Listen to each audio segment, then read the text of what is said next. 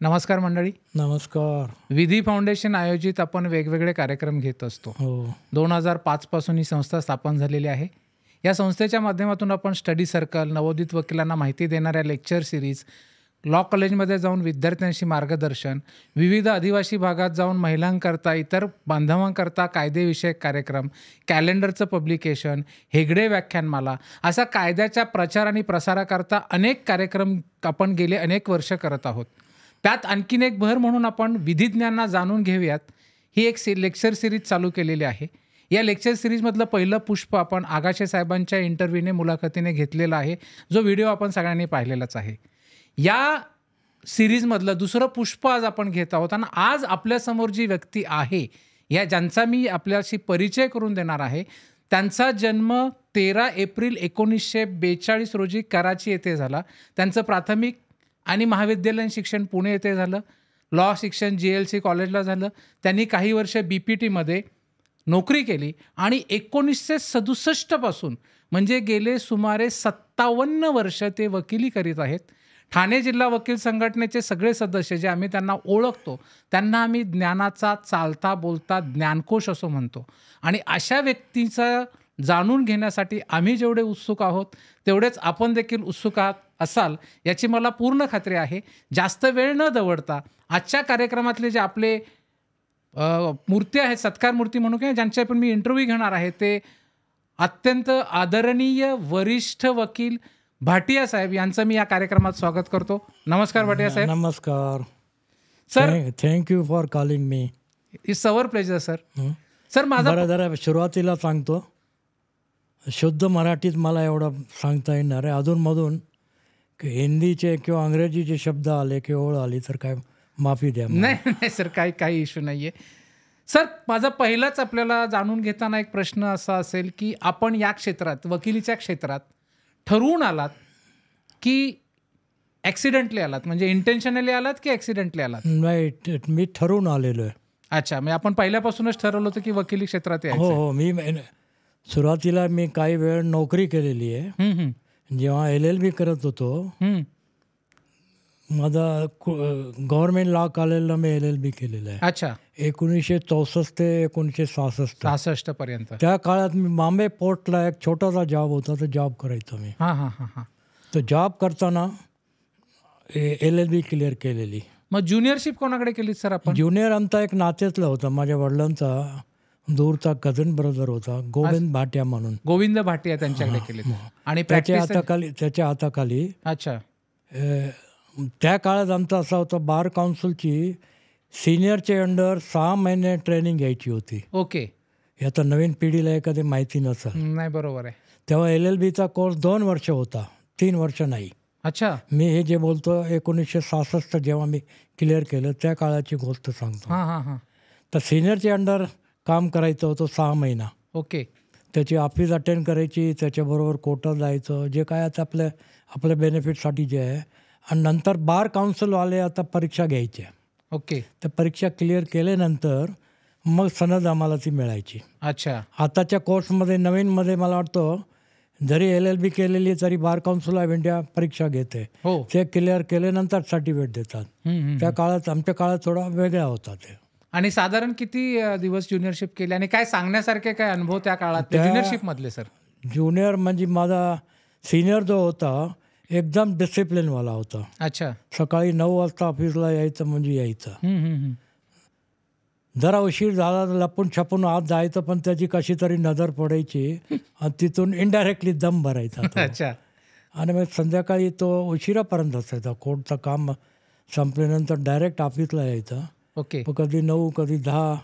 तो जेव्हापर्यंत ऑफिसून निघायचा नाही, आम्ही अजिबात नाही निघायचो. तर आम्ही एकटाच त्याच्याबरोबर होतो. अच्छा, आपण एकमेव होता त्यांच्याकडे.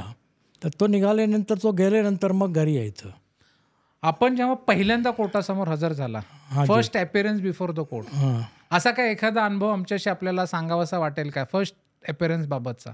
फर्स्ट इंडिपेंडंट अपीअरन्स झालेला होता. कुठे, कशाबद्दल, कुठल्या कोर्टात, म्हणजे कुठल्या केसच्या संदर्भात? छोटी केस होती. अच्छा. एक छोटा व्यापारी होता, तर पैशाची लेनदेनचा होता. त्या केसमध्ये ती पहिली केस मी चालवली. आज मला ती आठवण येते. सिव्हिल केस होती पहिली? सिव्हिल केस होती. मग हे मी सांगतो, जास्ती काम पुढेचा मी तुमचा एखादे प्रश्न तुम्ही विचारणार पुढे मी काय केलं, पण मी जास्ती काम सिव्हिल काम केलेलं आहे आणि क्रिमिनलचा छोटा मोठा काम करायचं होतं. अच्छा, इंडिपेंडेंटली. मग त्याच मॅटरमध्ये पहिल्यांदा क्रॉस घेण्याची वेळ आली? हां, क्रॉस चीफ सगळं झालं. तो अनुभव कसा होता पहिली क्रॉस सर? कारण गंमत सांगतो आता, एकदम अनुभव न सारखाच होता. म्हणूनच ऐकायचे सर. मी पक्षकाराला सांगितलं, जे प्रश्न विचारता तुला तो नाही बोलत जा. समोर तो माझा सिनियर वकील होता, त्याने क्रॉस विचारायला सुरुवात केली आणि तो सगळा नाही बोलत गेला. ह्याच्यावर तुझी सही आहे का, कारण ते एका लेनदेनबद्दल काहीतरी लिहून घेतलं होतं. तो बोला नाही आहे, माझी सही नाही आहे, कोणाची मला सांगता येणार नाही.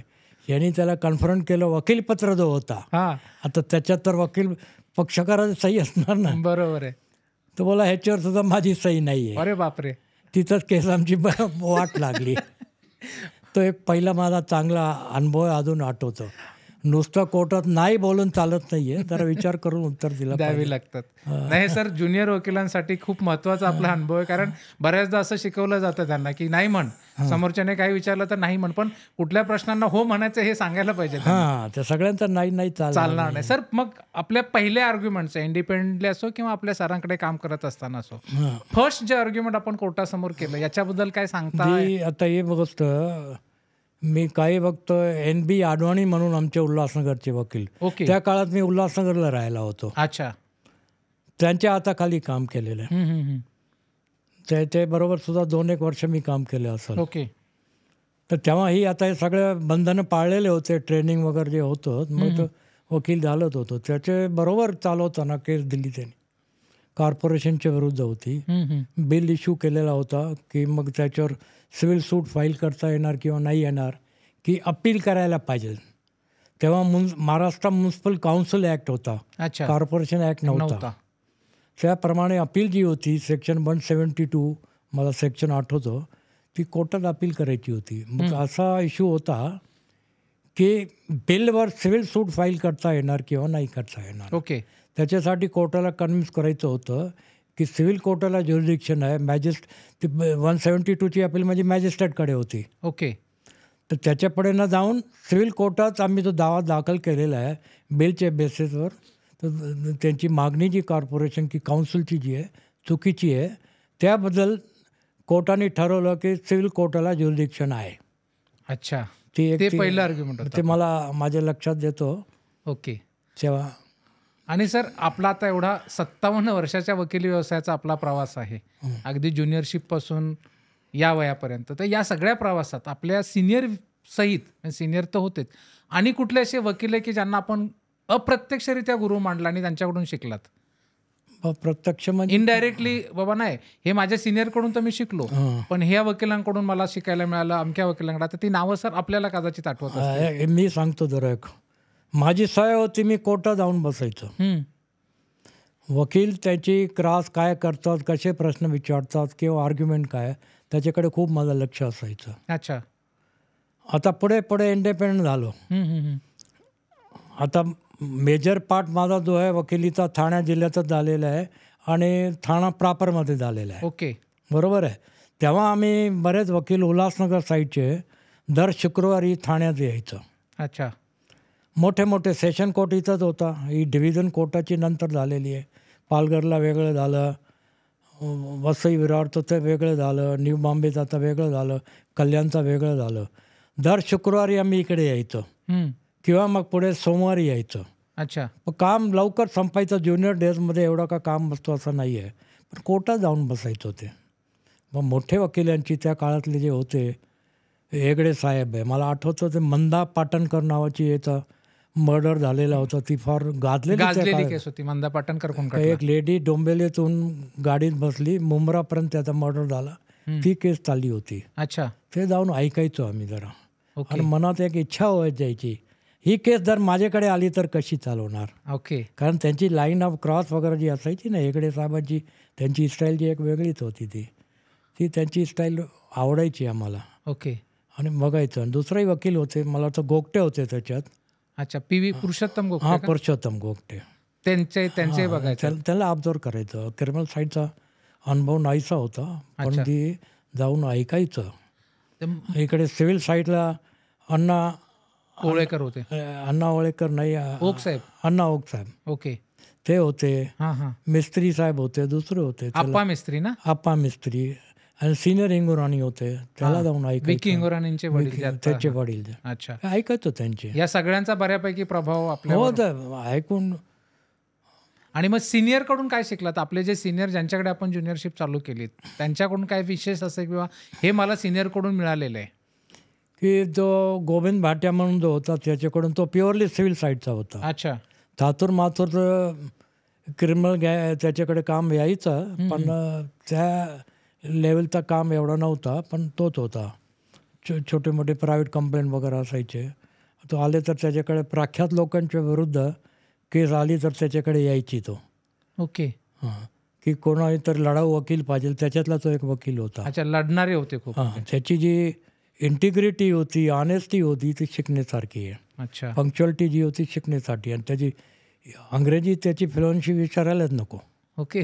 हां, मास्टरी होती त्याची, की त्याचे अंग्रेजीत पोएट, तो सिंधी लिटरेचरमध्ये त्याचा मान होता. अच्छा. तो रायटर होता. ओके. फ्रीडम फायटरही होता. अरे बापरे. आणि तो गव्हर्नमेंट डिप्टी कलेक्टर लेवलवर त्यांनी काम केलेला होता. नंतर तो वकिलीत आलेला होता, ते सोडून ते. आणि मग त्याची जी ड्राफ्टिंग होती, त्याची जी अंग्रेजी होती, बरोबर त्या काळात आपल्याकडे हे कम्प्युटर वगैरे काहीच नव्हते. तो डायरेक्ट डिक्टेशन द्यायचा टाईपरायटरवर. अच्छा. तो डिक्टेशन कशी देतो, काय देतो, ते आपण बघायचं. ते आल्यावर मग ते बाजूला रूम होती, तिथं सगळं ऐकून यायचं. तिथे जाऊन जरा विचार करायचा, मुद्दा त्यांनी काढलं काय. आणि पुस्तकाची लायब्ररी का भरपूर होती त्या काळात, असं नाही आहे. जर्नल पण एखादे यायचे. जर्नल कमी होते का त्यावेळेला? खूप फार कमी होते. कुठले होते आपल्या काळात जर्नल? सर, AR होते आणि क्रिमिनल लॉ जर्नल, ते दोनच होते. ऑल इंडिया रिपोर्टर आणि क्रिमिनल लॉ जर्नल. हां, तेच होते. त्याच्याकडे AR यायचा. अच्छा. क्रिमिनल लॉ जर्नल नव्हताच. तर ते आत जाऊन बसायचं. आणि CPCचे ARचे पब्लिकेशनचे 3 की 4 मोठे वॉल्यूम होते, त्याच्यातून अभ्यास करायचो. त्यांनी जी प्लीडिंग दिली, मग असतो ना आपण ऑर्डर 21 रूल हे आणि जे ऑर्डर 39 रूल 1, 2 पण, ते जाऊन मी स्वतंत्रपणे ते बघायचं काय आहेत त्या ऑर्डर, काय नाही आहे. कारण हे गंमत सांगतो, LLBच्या कोर्समध्ये आम्हाला प्रोसिजर लॉ नव्हताच. CPC नव्हता, CRPC नव्हता, CRPC नव्हता, एव्हिडन्स ॲक्ट नव्हता. अरे बापरे. लिमिटेशनही मला वाटतं तो नव्हता. लिमिटेशन सबस्टॅन्टिव्ह लॉ जे होते तेवढंच होते. अच्छा. हे बाकी आम्ही वकिलीत आल्यानंतर सगळं काय ज्ञान जे काय शिकलेलं आहे. मग कसं चालतं, काय चालतं, कुठला ऑर्डर आहे, काय नाही आहे, ही एक मजेशीर गोष्ट आहे. आता तर 3 इयर्स LLB झालेली आहे किंवा 5 इयर्स झालेली आहे. त्याचा सिलेबस काय असं, पण माझी अशी कल्पना आहे प्रोसिजरल लॉ जो आहे 3rd LLBला आहे. हो, बहुतेक माझ्या माहितीप्रमाणे 3rdलाच आहे. फर्स्ट आणि सेकंड LLB सबस्टॅन्टिव्ह लॉ होते. तर तो आमच्या याच्यात सिलेबसमध्ये नव्हता. पण तो फायदा बार काउन्सिलची जी ट्रेनिंग होती आम्हाला 6 महिन्यांची. 6 महिन्याची. अच्छा. आणि ती परीक्षा पण जी व्हायची, परीक्षा अशी होती, पुस्तकं घेऊन तुम्ही आन्सर द्या. ओपन बुक एक्झाम आता पण तीच आहे सर. ओपन बुक देऊन तुम्ही परीक्षा द्या, त्याच्यातून द्यायचं. आणि सगळा प्रोसिजरल. नंतर सिव्हिलचा मी माझ्या सिनियर बरोबर शिकलेलो आहे. हळूहळू तर बरंच त्याच्यातून काय शिकलेलो आहे. सर, आपण इंडिपेंडंट प्रॅक्टिस चालू केल्यानंतर मग प्रत्येकाला ती वेळ येतेच की सिनियर व्यतिरिक्त अनेक वकिलांची वेगवेगळ्या कारणांसाठी वेगवेगळ्या मॅटर्समध्ये मदत घ्यावी लागते. सिव्हिल असो, क्रिमिनल असो, आपल्याकडे इंडिपेंडंट झाल्यावर कुठल्या मॅटर याला सांगता येत नाही. तर आपण अशा वेळेला त्यावेळी कुठल्या वकिलांची मदत घ्यायचा? समजा क्रिमिनल असेल तर कोणाची घ्यायचा, सिव्हिल मॅटरमध्ये कोणाची, सिनियर व्यतिरिक्त म्हणजे हेल्प कोणाची घ्यायचं आपण? दुसऱ्या सिनियरकडे जाऊन. दुसऱ्या सिनियर कुठल्या? दुसऱ्या होते, मला आठवतं एक, मी तेव्हा राहिलो होतो उल्हासनगर कॅम्प 4ला. बाजूला शौकत पुरसानी नावाचा वकील होता. अच्छा. तो एक वयाने सिनियर होता. वकिलीत एवढा सिनियर होता नाही आहे, पण आमच्यापेक्षा तो होता सिनियर. त्याच्याकडे जायचो, त्याच्याशी डिस्कस करायचो. एखादे तो मला छोटे मोठे कामं द्यायचा, तो मी करायचो त्याच्यातून. तो म्युन्सिपल काउन्सिलर होता. अच्छा. तर तो कॉर्पोरेशनच्या विरुद्ध अपीयर होता येत नाही, घेता येत नाही, ती माझ्याकडे रेफर करायचा. मग ती डिफिकल्टी असायची, त्याच्याकडे जायचं, केसेस दाखल करायचं. 1-2 मॅटर पुढे मोटर ॲक्सिडेंटचा आम्ही घेतलेला होता. बेसिकली त्याचा क्लायंट पण माझ्या भरपूर ओळखीचे, माझ्या जवळचे, त्याच्याबरोबर बसून ड्राफ्टिंग केलेली, फायलिंग केलेली, पुढे कसं का कर. पुढे असा प्रसंग आला की तो राहिला बाजूला, मीच ती केस संपवली ती मोटर ॲक्सिडेंटची, MSCTची ॲप्लिकंटच्या वतीनेच असेल ना अर्थात. सर साधारणपणे इंडिपेंडंट झाल्यानंतर, आत्ताचा माहीत नाही, तेव्हा सेटल व्हायला किती वर्षाचा कालावधी गेला आपल्याला? आता झालं, आता असं वाटलं की आता प्रॅक्टिस आपली सेटल झाले इंडिपेंडंट झाल्यानंतर? नाही, तो कोणाचा की अमुक वर्षातच होणार असं काही नाही आहे. प्रत्येकाचं आता बुकचं नॉलेज एक गोष्ट आहे, प्रॅक्टिकल तो त्याच्यात स्किल किती आहे. बुकचा तुम्ही काहीतरी जनरल नॉलेज मिळतो ना, प्रॅक्टिकल त्याचा जो आहे. मी तर बोलेल एखादं LLM झालेला स्टुडंट आहे, त्याच्यापेक्षा ज्युनियर जो वकील आहे कोर्टात केस जास्ती चांगली चालवणारा, त्याची स्किल तर जास्ती आहे. सेटल व्हायला का ठराविक पिरियड नाही आहे. प्रत्येकाची आपली सिच्युएशन काय आहे, त्याची कॅपॅसिटी किती आहे, त्याची एफिशियन्सी किती आहे, त्याची ओळख किती आहे, सोशल कॉन्टॅक्ट किती आहेत. तर वकिलीत आपले हा मेन जो आहे, मी बोलत असतो, सोशल कॉन्टॅक्ट फार गरजेचं आहे. कुठला मॅटर सुरुवातीला किंवा पुढेही तुम्हाला तो चालवायला मॅटर कुणाकडून येईल, कुणाचे रेफरन्सने येईल, काही पत्ता नाही आहे. अच्छा. एखादा तुमचा मित्र असेल, त्याचा चुलत भाऊ आहे की ओळखीचा आहे, त्याच्या थ्रू येईल. एखाद्या दुसरा आजूबाजूवाला आहे, सोशल फील्डवर आहे, त्याच्या थ्रू येईल. अगदी बरोबर. कोण कॉर्पोरेटर आहे तुमचे वाढतात, त्याची थोडीफार ओळख आहे, त्याच्या थ्रू येईल. किंवा तुमची स्किल आहे, कसं ते काम गोळा करायचं त्याच्यावर डिपेंड त्याच्यावर सुद्धा आहेच. सर तर म्हणून ती किती ठराविक पिरियड लागणार त्याचा काही नाही. नाही, हां, ते बरोबर. नाही लागणार नाही. आपल्याला किती लागला असा अंदाज एक आपला अनुभव घेण्यासाठी 3 ते 5 वर्ष ॲव्हरेज लागतात. कारण जनरल काय होतं, पब्लिक म्हणजे वकिलीत आल्यानंतर वकील नवीन असताना लगेच त्यांचा थोडासा 1-2 वर्षातच असं वाटतं अरे अजून काय नाहीये. तर हे पूर्वपार अनुभव असे आहेत, एवढं आपल्याकडून त्यांच्यापर्यंत पोहोचण्यासाठी नाही 3 ते 5 लागणार साधारण लागतो. आणि तो पिरियड फार कठीण असतो. अतिशय कठीण असतो. मी नोकरी जी पगार मिळत होती सोडल्यानंतर मला वाटलं की नोकरी सोडून मी चूक केली की काय केलं. अच्छा. पण घरच्या वडिलांचा प्रोत्साहन होता, दुसऱ्यांचा होता, कंटिन्यू करा. कधी पैशाची शॉर्टेज असायची, वडिलांकडून गपचूप घ्यायचो. अच्छा, द्या पैसे जरा असं पण होतं. नाही, असं बहुतेकांचा सर हाच अनुभव म्हणून आपल्याला मुद्दाम हा प्रश्न विचारला. सर आपण सरकारी तो जो आहे तो वेटिंग पिरियड ज्याला बोलतात, हो वेटिंग पिरियड, तो जरा कठीण असतो. बाकीच्या गोष्टी विसरून जातो आपण, पण त्याच्यावर कॉन्सन्ट्रेशन केल्यावर हळूहळू त्याचा तुमची सिन्सिअरिटी किती आहे, किती तुमची ऑनेस्टी आहे, ते काज बरोबर आहे, ते आपोआप त्याची पब्लिसिटी होते. ती कोणाला ती सांगायची गरज नसते, कारण आपल्या प्रोफेशनमध्ये ते पब्लिसिटीची प्रोहिबिशन आहे, आपल्याला करता येत नाही. बरोबर आहे सर. त्यामुळे जो आहे तुमचे पर्सनल कॉन्टॅक्ट काय, पर्सनल स्किल काय, कोर्टात तुम्ही एखादे केस चालवता, बऱ्याच वेळा असा असतो आपण आपल्या पक्षातर्फे चालवतो, पण समोरचा आपल्या याच्यातून इम्प्रेस होतो, अरे वा, जरी हा माझा समोरचा आहे, त्यांनी जसं क्रिकेटमध्ये होतो सचिन तेंडुलकर काय तर बॅटिंग केली, की इम्रान खाननी काय बॉलिंग केलेली, वा वा विचारूच नका, असं आपण बोलतात ना. हो. तसं आपल्याला कोर्टात ऑब्झर्व करणारवाले जे आहेत, आपला पक्ष करायचा असं नाही आहे, प्रतिपक्ष पण आहे, दुसरी पब्लिकसुद्धा बसलेली असते, ते आपल्याला बघत असतात, तुमचं उठणं बसणं वागणं बोलणं कसं आहे काय नाही आहे, त्याच्यावर खूप परिणाम होतो तुमच्या डेव्हलपमेंटसाठी. अच्छा. की उद्या ते कोणाची मॅटर निघाली, असाच असतो कोर्टात आपल्याला कोणतरी अनोळखीचा मनुष्य भेटतो, तो येऊन साहेब तुमचा कार्ड द्या मला, कार्ड कशावर खाली is somewhere is impress with your submissions, your conducting the matter, शोधून काढतो. मग तो 7 दिवसांनी 10 दिवसानंतर तो आपल्या ऑफिसला आलेला असतो. म्हणून ते कोर्टात जे बोलता करता हे करता त्याच्यावर खूप तुमचा प्रॉब्लेम आहे त्याच्यावर. एक्झॅक्टली. सर सरकारी वकील आपण कधी झालात?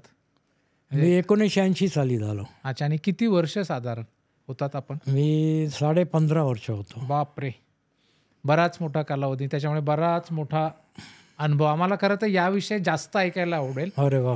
की आपण सरकारी वकील असताना प्रॉसिक्युशनच्या वतीने केस चालवण्याचा अनुभव ह्या पहिला ऐकतो, मग पुढचा प्रश्न नंतर विचारतो. की प्रॉसिक्युशन कारण आपल्याबद्दल आम्ही खूप ऐकलेलं आहे की आपण आता कधी म्हणालात कधीपर्यंत होतात आपण सरकारी वकील? मी 1980 ते नोव्हेंबरचा काळ होता. नोव्हेंबर ते 1980. कधीपर्यंत म्हणालात आपण? ते जून 96 पर्यंत. 96ला आपण सोडले तरी आज आमची पिढी देखील ऐकते की भाटिया साहेबांसारखे सरकारी वकील फार कमी अरे नाही असतात. बाबा, म्हणून तो अनुभव आम्हाला ऐकायचा आहे. नाही नाही. आपण सरकारी वकील बऱ्याच कालावधी करते होता, तर आपण सरकारी वकील असताना प्रॉसिक्युशनच्या वतीने ज्या काय केसेस चालवल्या त्या केसेसबद्दल आम्हाला ऐकायला आवडेल. म्हणजे महत्त्वाच्या चालवलेल्या केसेस, आपली तयारी करण्याची पद्धत, त्यावेळी आपल्याला आलेले अनुभव, याबद्दल आम्हाला ऐकायला आवडेल सर. ओके ओके, बरंच इम्पॉर्टंट क्वेश्चन विचारलं. Thank you sir. हल्ली इम्प्रेशन काय, सरकारी वकील म्हणजे काय हे असं ॲटिट्यूड असतं. तसं नाही आहे. एक जबाबदारीचं काम आहे. सरकारने तुमच्यावर जबाबदारी टाकलेली आहे. त्याच्यात सरकारचा नुसता भाग नाही आहे, पब्लिकचा पण आहे. अच्छा. ह्याला आपण जर क्रिमिनल साईडचा बोललो तर पब्लिक प्रॉसिक्युटर बोलतात. हो, तुम्ही पब्लिकचे प्रॉसिक्युटर आहेत. राईट. तर पब्लिकचा कास पण तुम्हाला सांभाळायचा आहे. ते कसं मी सांगतो. आता आपला जो सिस्टम आहे त्याच्यात जरा इन्व्हेस्टिगेशनची डिपार्टमेंट जी आहे पोलीस डिपार्टमेंट आहे. अपॉइंटमेंट जरी आमची सरकारने केलेली आहे, पण बघायला गेलं एकदा केस आम्हाला सोपवली तर त्याच्यात सरकारचा इंटरफिअरन्स नसतो. ओके. तुमचा कॉन्शियस काय बोलतो, तुमची इंटिग्रिटी काय आहे, त्याच्यावर खूप महत्त्वाची गोष्ट आहे. तुम्ही पोलीसतर्फे सुद्धा वकील नाही आहे. बरोबर आहे. एखादे पोलीस ऑफिस चुकलेलं असेल तर you can as a public prosecutor कोर्टाला सांगता येईल की नाही साहेब हे बरोबर नाही, असं ही गोष्ट जी आहे मला वाटत नाही आहे, पण ही याची अशी परिस्थिती आहे किंवा कायद्याची ही दुरुस्ती आहे, असं करायला पाहिजे. आता इन्व्हेस्टिगेशनची जी डिपार्टमेंट आहे पोलीसची मशिनरी आहे, तेव्हा पब्लिक प्रॉसिक्युटरचा रोल नसतो. फॉरेनपेक्षा आपला सिस्टम वेगळा आहे. फॉरेनमध्ये पब्लिक US वगैरेचं पाहिलं तिथं पब्लिक प्रॉसिक्युटरची पब्लिक निवड करते वोटिंगने, for your information. Okay. District attorney वगैरे जे बोलतात त्याच्यात, तर ते डायरेक्टली त्याची निवड करतात आणि इन्व्हेस्टिगेशन कोणत्या लाईनमध्ये करायचं त्यांनी करायचं. आणि शेवटी त्यांनी जे केलेलं आहे चुकीचं नाही आहे, बरोबर आहे, सिद्ध करण्यासाठी he goes out of way. Okay. ही एक बेसिक गोष्ट जरा लक्षात ठेवा. आपण आपल्या याच्यात नाही आहे असं सिस्टममध्ये. इन्व्हेस्टिगेशन पोलीस डिपार्टमेंट करणार आहे, त्यांचं काम आहे इन्व्हेस्टिगेट करे. त्यांनी येऊन इन्स्ट्रक्शन सरकारी वकिलाला म्हणजे पब्लिक प्रॉसिक्युटरला द्यायचे. म्हणून त्यांनी आपले बुद्धिमत्ता पण आहे आपली ती केस चालवायची. ती जे काय योग्य आहे ते कोर्टापुढे सबमिशन करायचे. एखादे तो पोलीस ऑफिसर कोणाला चापट मारली आणि काय दुर्दैवाने तो कमी जास्ती झालं, मनुष्य अजून जिवंत आहे, तो बोलतो नाही साहेब यांनी मर्डर केलेला आहे. आता सरकारी वकिलाने बोलायचं का, मनुष्य जिवंत आहे अजून आहे तो, त्याची काय मेडिकल रिपोर्ट नाही काही नाही, साहेब हा मर्डरच चार्ज आहे, असं नाही आहे. अच्छा. इन्स्ट्रक्शन घ्यायचे त्यांच्याकडून, पण आपल्या इंटेलिजन्सप्रमाणे किंवा आपल्या कॉन्शियसप्रमाणे त्यांनी सबमिशन करायची. आता तो रोल जो आहे इन्व्हेस्टिगेशनमध्ये पब्लिक प्रॉसिक्युटरचा एक झिडकीचा संबंध नाही इन्व्हेस्टिगेशनमध्ये. इंडिपेंडंट कोर्टात आल्यानंतर prosecutor is the master of the situation. त्याने चालवायचं केस कशी, त्याचा आणि कोर्टाचा आणि आरोपीचे वकील जो आहे he has to take care of the accused also, not of the police department, but the accused also. एखादे फार उदाहरण आपल्याला माहिती असेल, डाईंग डिक्लेरेशन असतं. एक कोणतरी मेलेलं आहे, त्यांनी पहिली त्याची जी डाईंग डिक्लेरेशन आहे तो बोलतो मी स्वतःहून, बाई किंवा बुवा बोलतो मी स्वतःहून सुसाईड केलेलं आहे. म्हणून त्याच्यावर केस दाखल करतात की नाही मर्डर झालेला आहे. तो लपवण्याचा प्रयत्न केला जातो. त्यांनी पहिली जी डाईंग डिक्लेरेशन दिलेली आहे ती लपवण्याचा प्रयत्न केला जातो. तर ती प्रॉसिक्युटरची जबाबदारी आहे की तो पहिला डाईंग डिक्लेरेशनसुद्धा त्यांनी रेकॉर्डवर आणायला पाहिजे. शेवटी त्याचा बेनिफिट कोणाला मिळतो, प्रॉसिक्युशनला की अक्यूजला, ते कोर्ट बघून घेणार. इथपर्यंत ते आहे. ते तर पुरावा कुठलाही लपवायचा नाही आहे. आल्याबरोबर आम्ही काय करायचं, पुरी चार्जशीटचा अभ्यास करायचो. अच्छा. चार्जशीटमध्ये 25 ते 3 जे आहेत, 25 ते 30 साक्षीदार लिस्ट दिलेली असते, ते करायचो. मग ते एक एक पेपर नजरेतून काढायचो. ते पेपर्स आम्हाला मिळायचे, ओरिजिनल पेपर्स आम्ही चेकिंग करून त्याच्याप्रमाणे. आता एका मुद्द्यावर 5 साक्षीदार पोलिसांनी दिलेले आहेत म्हणजे टोटल 25 ते 25 तपासायला पाहिजे असं नाही आहे, गरजेचं नाही आहे. तर एका मुद्द्यावर आय विटनेसेस जे आहेत, एखादे मर्डर केस आहे, आय विटनेस आहे, त्याच्यात 5 आहेत. 5ची 5 तपासल्या पाहिजे असं नाही आहे. तर सिलेक्ट करून त्याच्यातले 2 चांगले कोण दिसतात ते रिकॉर्डप्रमाणे करायचं. पंच जे आहेत 10 पंचनामे असतात, 10चे 10 तपासायला पाहिजे असं नाही आहे. किंवा एका पंचनाम्यात 2 पंच आहेत, दोन्ही तपासल्या पाहिजे का.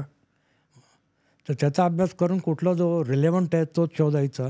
शेवटी मेडिकल दुसरे काय विटनेसेस आहेत नाही आहेत ते त्यांनी मग ते आपण अभ्यास करून त्याप्रमाणे केस चालवायची. ती डिस्क्रिशन पब्लिक प्रॉसिक्युटरची असते. अच्छा, हा एक फार मोठा ॲडव्हान्टेज आहे. पोलीस जर ऑफिसर बोलला नाही तुम्ही याला तपासलंच पाहिजे, त्यांनी काय सांगितलं विचार करू, पण गरजेचं असेल तर आम्ही करू, नाही तपासू. कारण एखादे बरेच मुद्दे असतात आतलं ते सांगायला काय हा फोरम नाही आहे की सांगता येईल काय घडतं काय नाही घडतं.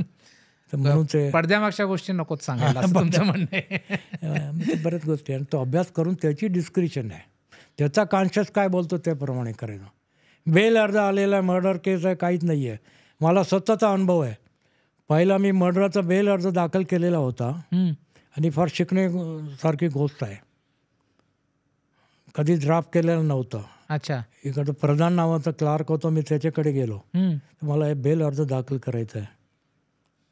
त्यांनी 2-4 जे मॅटर होते काढून दिले. मला हे बघा ह्याचा अभ्यास करा, या लाईन्सवर करा, दाखल करा. त्यांनी दाखल कोर्टात गेलं. त्यांनी थोडेफार माझ्याकडून माहिती विचारली. मला तुमचा बेल होणार आहे काय, घाबरू नका. अच्छा, असे हे जसं मी इशारा करतो तसं त्यांनी सांगितलं. हेल्पिंग नेचरचे होते. स्टाफ जो होता त्या काळातला जाणीव आणि हेल्पिंग नेचरचे होते. अच्छा, I will say with the proudness old staff. तर कोर्टापुढे जेव्हा आली, mister Thanawala, he was the district government pleader and public prosecutor, तो उभा राहिला. तो बोला साहेब या केसमध्ये या आरोपीच्या विरुद्ध कुठलाही दम नाही, याला बेल देऊन टाका. क्या बात आहे, असं त्यांनी सांगितलं. त्यांनी सांगितलं, कन्सिड केलं. आता तेव्हापर्यंत माझ्या मनात घाबराट, 302 सेक्शन काय होणार काय नाही होणार, पण नाही. पण त्यांनी शिकवलं की प्रॉसिक्युटरचा रोल काय आहे हे जरा बघा जरा तुम्ही, हा फरक जो आहे दिस इज व्हेरी इम्पॉर्टंट. ते हिमांशू ठाणावालाचे वडील का? नाही, त्याचा रिलेटिव्ह नव्हता. अच्छा, okay. He was a good old man. He was a working as a prosecutor. पहिले सब गव्हर्नमेंट प्लीडर, मग त्याच्यानंतर पुढे आला, नंतर डिस्ट्रिक्ट गव्हर्नमेंट प्लीडर आला. त्यांनी 37 वर्ष काम केलेलं आहे. एवढा सिन्सिअर ऑनेस्ट मनुष्य हार्डली यू विल गेट तो. तर त्यांनी ते शिकवलंच असं. त्याच्यात असं असतं, म्हणजे माझा कधी त्याच्याशी बोलणं झालं नव्हतं, पण येताना जाताना कोर्टात ते बघायचं ना, केसेस चालू असायचे तर त्यांनी डायरेक्टली कन्सिड केलं. आणि जाऊन मग ते प्रधान जो कारकून होता, सिनियर क्लार्क होता, त्याला जाऊन थँक दिले. पण काय झालं, पण तुम्ही सांगितल्याप्रमाणे त्याची बेल झाली त्याची. असं होतं ते. तर ती जबाबदारी जी प्रॉसिक्युटरची आहे, कॉन्शियसप्रमाणे सांगायचं. ज्याच्यात नाही आहे तर नाही आहे, जर आहे तर तुम्ही जोर लावा जेवढा पाहिजे तुम्हाला. ओके, हा एक ती चांगली गोष्ट त्याच्यातली आहे. Role of a prosecutor is a different. आणि दुसरी एक गंमत सांगतो, जर एकदा तुमची अपॉइंटमेंट झाली, प्रायव्हेट केसेसमध्ये काय तुम्हाला काळजी असते, केस फेल झाली तर डोक्यावर तो प्रेशर असतो, पक्षकार काय बोलणार आहे. बरोबर आहे. ही एक महत्त्वाची गोष्ट आहे. पक्षकार पळून जाईल, माझा जुना पक्षकार आहे, काय होणार आहे, दुसरीकडे जाणार आहे, यातले बरेच विचार येतात.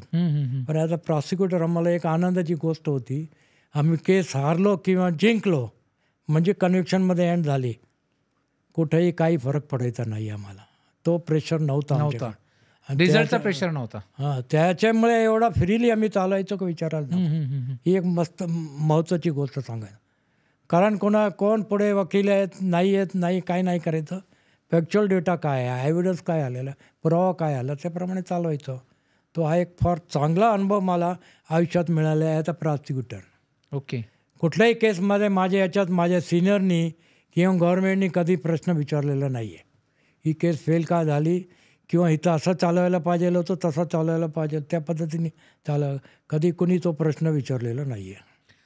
सर, आपण सरकारी वकील असताना केसेसची तयारी कशी करायचा आणि त्याबाबतचे अनुभव, म्हणजे केसची तयारी कशी करून घ्यायचा? कारण आम्ही बऱ्याच बघतो की विटनेस स्टेटमेंट वेगळे असतात, ते ॲक्च्युली सांगताना गडबडतात. तर या अनुषंगाने आपली तयारी आपण सरकारी वकील असताना कशा प्रकारे करून घ्यायचं? नाही, आल्यानंतर की आमची जी पद्धत होती, डिस्ट्रिक्ट गव्हर्नमेंट फीडर जो होते, कामाची अलॉटमेंट ते करायचे. गव्हर्नमेंटचा त्याच्यात इंटरफिरन्स नसायचं. एखादे कुठे त्यांचा इंटरनली इन्स्ट्रक्शन आले असते तर याच्यातला ही अमुक वकील आहे त्याला चालवायला द्या किंवा काय, एखादे केसचा स्टेक काय आहे, किती मोठी सिरियसनेस आहे काय, ते डिसाईड करून द्यायचे ते केसेस. ते केस आल्यानंतर मग चार्जशीटची आम्ही स्टडी करायचो. ओके. पण एक चांगली गोष्ट त्या काळात होती की 2 किंवा 3 दिवस 2 दिवस अगोदर आम्हाला चार्जशीट मिळायची. अचानक नाही यायची. अचानक नाही यायची. बरेच केसेस पुढे असे आले होते अचानक मिळायचे आम्हाला. काळ बदलत जातो, कारण तो कोऑर्डिनेशन जो असतो कोर्टाकडून माहिती येते की अमुक केसेस जी आहे हिअरिंगला लावलेली आहे, आणि कोर्टाकडून ओरिजिनल पेपरसुद्धा पब्लिक प्रॉसिक्युटरचे ऑफिसला येतात. पेपर जे आहेत पोलीसकडे राहत नाही आहे. पोलिसांनी चार्जशीट फाईल केली, मग ती ओरिजिनल कोर्टाकडे जाते. कोर्टाकडून PP म्हणजे पब्लिक प्रॉसिक्युटर ऑफिसला येणार आहे. तिथं अलॉटमेंट होणार आहे जेवढे असतील. काय काळात आम्ही 7 प्रॉसिक्युटर होतो, काही 10 झालो, पुढे 12-14 झालेलो आहे. तर ते कन्व्हिनियंटप्रमाणे जो इन्चार्ज होता पब्लिक प्रॉसिक्युटर, किंवा तुम्ही त्याला DGP बोलू शकता. DGP म्हणजे त्याच्यात थोडा हा फरक असा आहे, आमची जी अपॉइंटमेंट होती सिव्हिल साईडचं काम पण आणि क्रिमिनल साईडचं काम पण. अच्छा. प्रॉसिक्युटर म्हणून अपॉइंटमेंटमध्ये म्हणजे क्रिमिनल प्रोसिजर कोडप्रमाणे, आणि सिव्हिल साईडची अपॉइंटमेंटमध्ये म्हणजे त्याला आम्ही डिस्ट्रिक्ट गव्हर्नमेंट पीडर किंवा असिस्टंट गव्हर्नमेंट पीडर बोलायचो. इकडे पब्लिक प्रॉसिक्युटर म्हणजे मेन किंवा ॲडिशनल पब्लिक प्रॉसिक्युटर. अच्छा. ती क्रिमिनल सेक्शन 24 जो होता क्रिमिनल प्रोसिजर कोडचा, आता नवीन याच्यातला मला एक्झॅक्टली सांगता येणार नाही आहे. आणि सिव्हिलमध्ये होती गव्हर्नमेंटचे जे रूल्स होते, जे सिव्हिल ऑफिसर रूल्स काय तर एक्झॅक्टली टायटल मला आठवत नाही आहे, त्याखाली अपॉइंटमेंट व्हायची. अच्छा. तर DGP म्हणजे डिस्ट्रिक्ट गव्हर्नमेंट पीडर म्हणजे जेव्हा तो सिव्हिल साईडचं काम करतो, पब्लिक प्रॉसिक्युटर म्हणजे क्रिमिनल साईडचं काम करतो. ही गोष्ट लक्षात ठेवा, बऱ्यांचा कन्फ्युजन होतो. कोर्टात सुद्धा आपण पाहिलेलं असतात डिस्ट्रिक्ट जज किंवा सेशन जज. हो. मनुष्य एकच आहे, पण त्याचे डिफरंट कामासाठी वेगळी डेझिग्नेशन वेगवेगळे, हा फरक असतो. बरोबर. घरात एक स्त्री असते, आई असते कोणासाठी, कोणाची बायको असते, कोणाची ननद असते, कोणाची काय असते, त्याचा रोल काय आहे त्या दृष्टिकोनातून बघायचं. बरोबर आहे. क्रिमिनलचं काम असेल तर सेशन कोर्ट, मग पब्लिक प्रॉसिक्युटर. सिव्हिलचं असेल तर डिस्ट्रिक्ट जज, डिस्ट्रिक्ट गव्हर्नमेंट पीडर, असिस्टंट गव्हर्नमेंट पीडर. तर पब्लिक प्रॉसिक्युटर त्याच्या ऑफिसला म्हणजे कामात ऑफिस असायची. अपॉइंटमेंट जेव्हा येते ड्युअल येते, काही ठिकाणी वेगळीच येते. जे जसं मुंबईला जी आहे पब्लिक प्रॉसिक्युटरचं वेगळं आहे, सिव्हिलचं वेगळं आहे. तर तसं त्याच्याकडे आल्यानंतर तो त्याच्या चॉईसप्रमाणे कुठला आपल्या असिस्टंटपैकी त्याच्या ॲडिशनलपैकी तो कुठल्या पद्धतीने चालवू शकतो, काय स्टेक किती आहे, तो जुन्या काळात होता. तो खूप अभ्यास करून सांगायचा. तो त्याचा वेळसुद्धा जायचा. नाही ही केस Aने चालवली पाहिजे, ही Bने चालवली, ही Cने चालवली पाहिजे, तो अलॉट करायचा. आल्यावर मग आम्ही चार्जशीट बघायचं, आणि आमच्या ऑफिसचा ते कन्सर्न पोलीस स्टेशनचा IOसाठी लेटर जायचा. ओके. ही केस हिअरिंगला लागलेली आहे, तुम्ही येऊन भेटून इन्स्ट्रक्शन देऊन जा. अच्छा. हल्ली ते पाळलं जात नाही आहे, एकदम एंडपर्यंत IOचा पत्ताच नसतो. ही अशी परिस्थिती झालेली. पण तिथं 2 दिवस अगोदर यायचे. आता त्याला वेगळे कारण होऊ शकतात. कामाचा दर्जा वाढलेला आहे, आणि तेव्हा त्या काळात जे होतं आमच्या सुरुवातीचे 80 सालाचं मी सांगतो, जी केसेस जे आहेत 2 ते 3 वर्षात हिअरिंगला लागायचे. अच्छा. 2 ते 3 वर्षात हिअरिंगला आहे, जास्ती नाही. म्हणून तो ऑफिसर तिथला तिथे असायचं, त्याच स्टेशनला असायचं. त्या स्टेशनला असायचं, म्हणून त्याला येणं सोपं असायचं. पुढे पुढे ती गॅप वाढत गेलेली. आता 5 वर्ष, 6 वर्ष, 7 वर्ष केव्हा हिअरिंगला लागणार आहे. केसेसचा परिणाम वाढलेला आहे, कोर्टाचा वाढलेला आहे. पोलीस ऑफिसर कुठले बदली होऊन जातो, पत्तासुद्धा लागत नाही आहे. तर आल्यावर अभ्यास करून त्याला बोलून त्याच्याशी चर्चा करून कोणते महत्त्वाचे साक्षीदार आहेत, कोण नाही आहेत, काय आहेत त्याची खात्री करून, आणि ती जी सिन्सिअरिटी ऑफिसरची त्या काळातली होती फार चांगली होती. त्याच्याकडून सुद्धा मी भरपूर गोष्टी शिकलेलो आहे. अच्छा. टोटली इग्नोरंट असताना सांगायचे, विचारायचो, ही साहेब ही तुम्ही डिटेक्ट केली कशी, काय काय पुरावा गोळा केला, कसा केलेला. तर ते सांगायचे, असं होतं तसं होतं. काय त्या काही आतल्या बातम्यासुद्धा सांगायचे की खात्री पटली की यांनी ती ऑफेन्स केलेलं आहे अमुक आरोपीने, पण त्याच्या मागे लागायचं मग आम्ही. अच्छा. असं मग ते त्यांचे महत्त्वाचं साक्षीदार काय आहे, 3 साक्षीदार असतील म्हटलं, 3 आहेत काय त्याच्यातले, मला आज तिसरा साहेब सोडून द्या. अच्छा. हे 2 ह्याच्यावर कॉन्सन्ट्रेट करा. ओके. म्हणे एवढी ती ऑफिसरची सिन्सिअरिटी होती आणि तयारी पण होती त्यांची. हे मी अनुभवलेलं आहे. ओके. आणि दुसरा महत्त्वाचा म्हणजे केस लागल्यावर सुरुवातीपासून अखेरपर्यंत जेव्हापर्यंत त्यांची साक्षी होत नाही आहे ते कोर्टात हजर असायचे.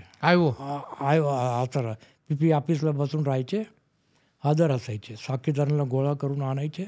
त्यांच्या हाताखाली सुद्धा काम करणारे होतेच, पण त्याला त्यांची प्रेझन्स उपलब्ध करून द्यायची. काही लोक मग त्याला कधी आम्ही वाचून दाखवायचो, कधी नाही दाखवायचो, कधी तेच बघायचे. असं ती पद्धत होती. मग चालवायचं. मेडिकल ऑफिसर आला, एवढं नॉलेज होतं असं नाही, त्याच्याशी मग बसून चर्चा करायचो. त्याचे बिगर विटनेस बॉक्समध्ये नाही टाकायचं, माझी अशी पद्धत होती. अच्छा. कारण मेडिकलवर जो क्रिमिनलचा थोडीफार आपल्याला बरीच माहिती आहेत ना, मेडिकलवर खूप त्याचा परिणाम होतो केसवर. आणि सगळे लिगल टर्म्स किंवा बॉडीचे पार्ट्स आम्हाला येणारच असं नाही आहे. टाईप ऑफ इंजरी ही झाली, कशी झाली आहे, जरा दिसत नाही आहे, समजत नाही आहे, जरा सांगा जरा. त्याच्याकडून ॲडव्हान्समध्ये माहिती करून विचारून करायचं. मग हे possible he line of cross दिसते, तुम्ही जरा त्याच्यावर लक्ष ठेवा. या अशा पद्धतीचे प्रश्न येऊ शकतात. तर बरेच विचारायचे ना, काय काय काय आम्हाला विचारू शकतात. सगळे अनुभवी ऑफिसर होते असं नाहीये. काही नवीन असायचे. नवीन काय विचारायचे, साहेब जरा गडबड होते. मग कसली गडबड होती, केस तुमच्यावर आहे की आरोपीवर, तुम्ही कशाला घाबरता, इमानदारीने तुम्ही केस इन्व्हेस्टिगेशन केलेली आहे ना, त्याच्यात गडबड नाही आहे, मग काळजी करू नका. अशा कितीतरी ऑफिसरला चर्चा आमची झाली असेल, नवीन जे असायचे. अच्छा. हा एक तो चर्चा करून हे करून मग साक्षीदार आणायचे, एक्झामिन करायचे, मग तो पुढचा चालूच असायचा. हा एक चांगला ते तयारीचा भाग होता आमचा. सर त्याच्यात महत्त्वाचं मी सांगतो, अँटी करप्शन केसेससुद्धा आता प्रॉसिक्युटर चालवलेत. अच्छा. बरेच केसेस चालवलेत. आता किती अंदाज सांगता येणार नाही आहे, पण भरपूर चालवलेत. पुढे आमचा जो ग्रुप हो का प्रॉसिक्युटर जे होतं, त्याच्यातले 2 किंवा 3 तेवढ्याच डिस्ट्रीब्युशन कामाचं व्हायचं. हे ही डिपार्टमेंट तुम्हाला सांभाळायची. असं काही लेखी काही नव्हतं, पण जास्ती त्यांच्याकडेच केसेस असायचं. एंडमध्ये माझा जो काळ होता जास्ती त्या टाईपचे केसेस चालवायचे अँटी करप्शनच्या. आणि त्याच्यातले जे त्या काळातले जे होते ते फार सिन्सिअर, काय विचारूच नका बाबा. त्याला आपल्या ऑफिसला बोलायचे साक्षीदारांना. एक गमत सांगतो, त्यावेळेस ती कन्व्हिक्शन रेट होता 65 to 70%. कन्व्हिक्शन रेट त्या काळातला. आणि कोर्टात सुद्धा एक दुसरी महत्त्वाची गोष्ट सांगतो, आज समजा 1920चा वर्ष चालू आहे, 2019पर्यंत स्लेट क्लीन असायची. त्या डेटपर्यंतच्या सगळ्या केसेस कुठली पेंडिंग नसायची. 2020ची कोणची केस द्या आम्हाला चालवायला, एवढा डिस्पोजल रेट होता. जजेसचा सुद्धा होता. आता पुढे आता बरेच कारण आहे, ते सांगता येणार नाही आहे, ती दॅट विल बी एंडलेस. पण असा तो काळ होता तो ॲज अ प्रॉसिक्युटरचा जो. आणि त्याच्यातले जे ऑफिसर होते खूप ट्रेन करायचे. साक्षीदार आता जे फितूर साक्षीदार बोलतात, काय बोलतात, होस्टाईल विटनेस, तो फार कमी होता त्या काळी. कारण त्याच्यात जे महत्त्वाचे साक्षीदार जो असायचे, पंच जे असायचे, ते सरकारी डिपार्टमेंटचे लोक ते शोधायचे त्यांना. अच्छा. आणि त्यांच्या मनात एक सायकॉलॉजिकल होतं, खोटं आम्ही काय बोललो, एखाद्या आमच्यावर कारवाई होईल. बरोबर आहे. ती एक भीती होती. भीती बोला की एक सायकॉलॉजिकल इफेक्ट होता. आणि पंचांनी ॲक्च्युली पंचनामा केलेला असायचा ना, पोलीस स्टेशनमध्ये ॲक्च्युअल जाऊन केलेला असेल, त्याच्यामुळे सांगत असतील व्यवस्थित. नाही जागेवर करायचे ना. FIR नोंद तिथं तयार करायचे, पाठवून द्यायचे. तर ते वेगळ्या टाईपचे पंचनामे असतात, प्री ट्रॅप आणि पोस्ट ट्रॅप. अँटी करप्शनचं सांगतात.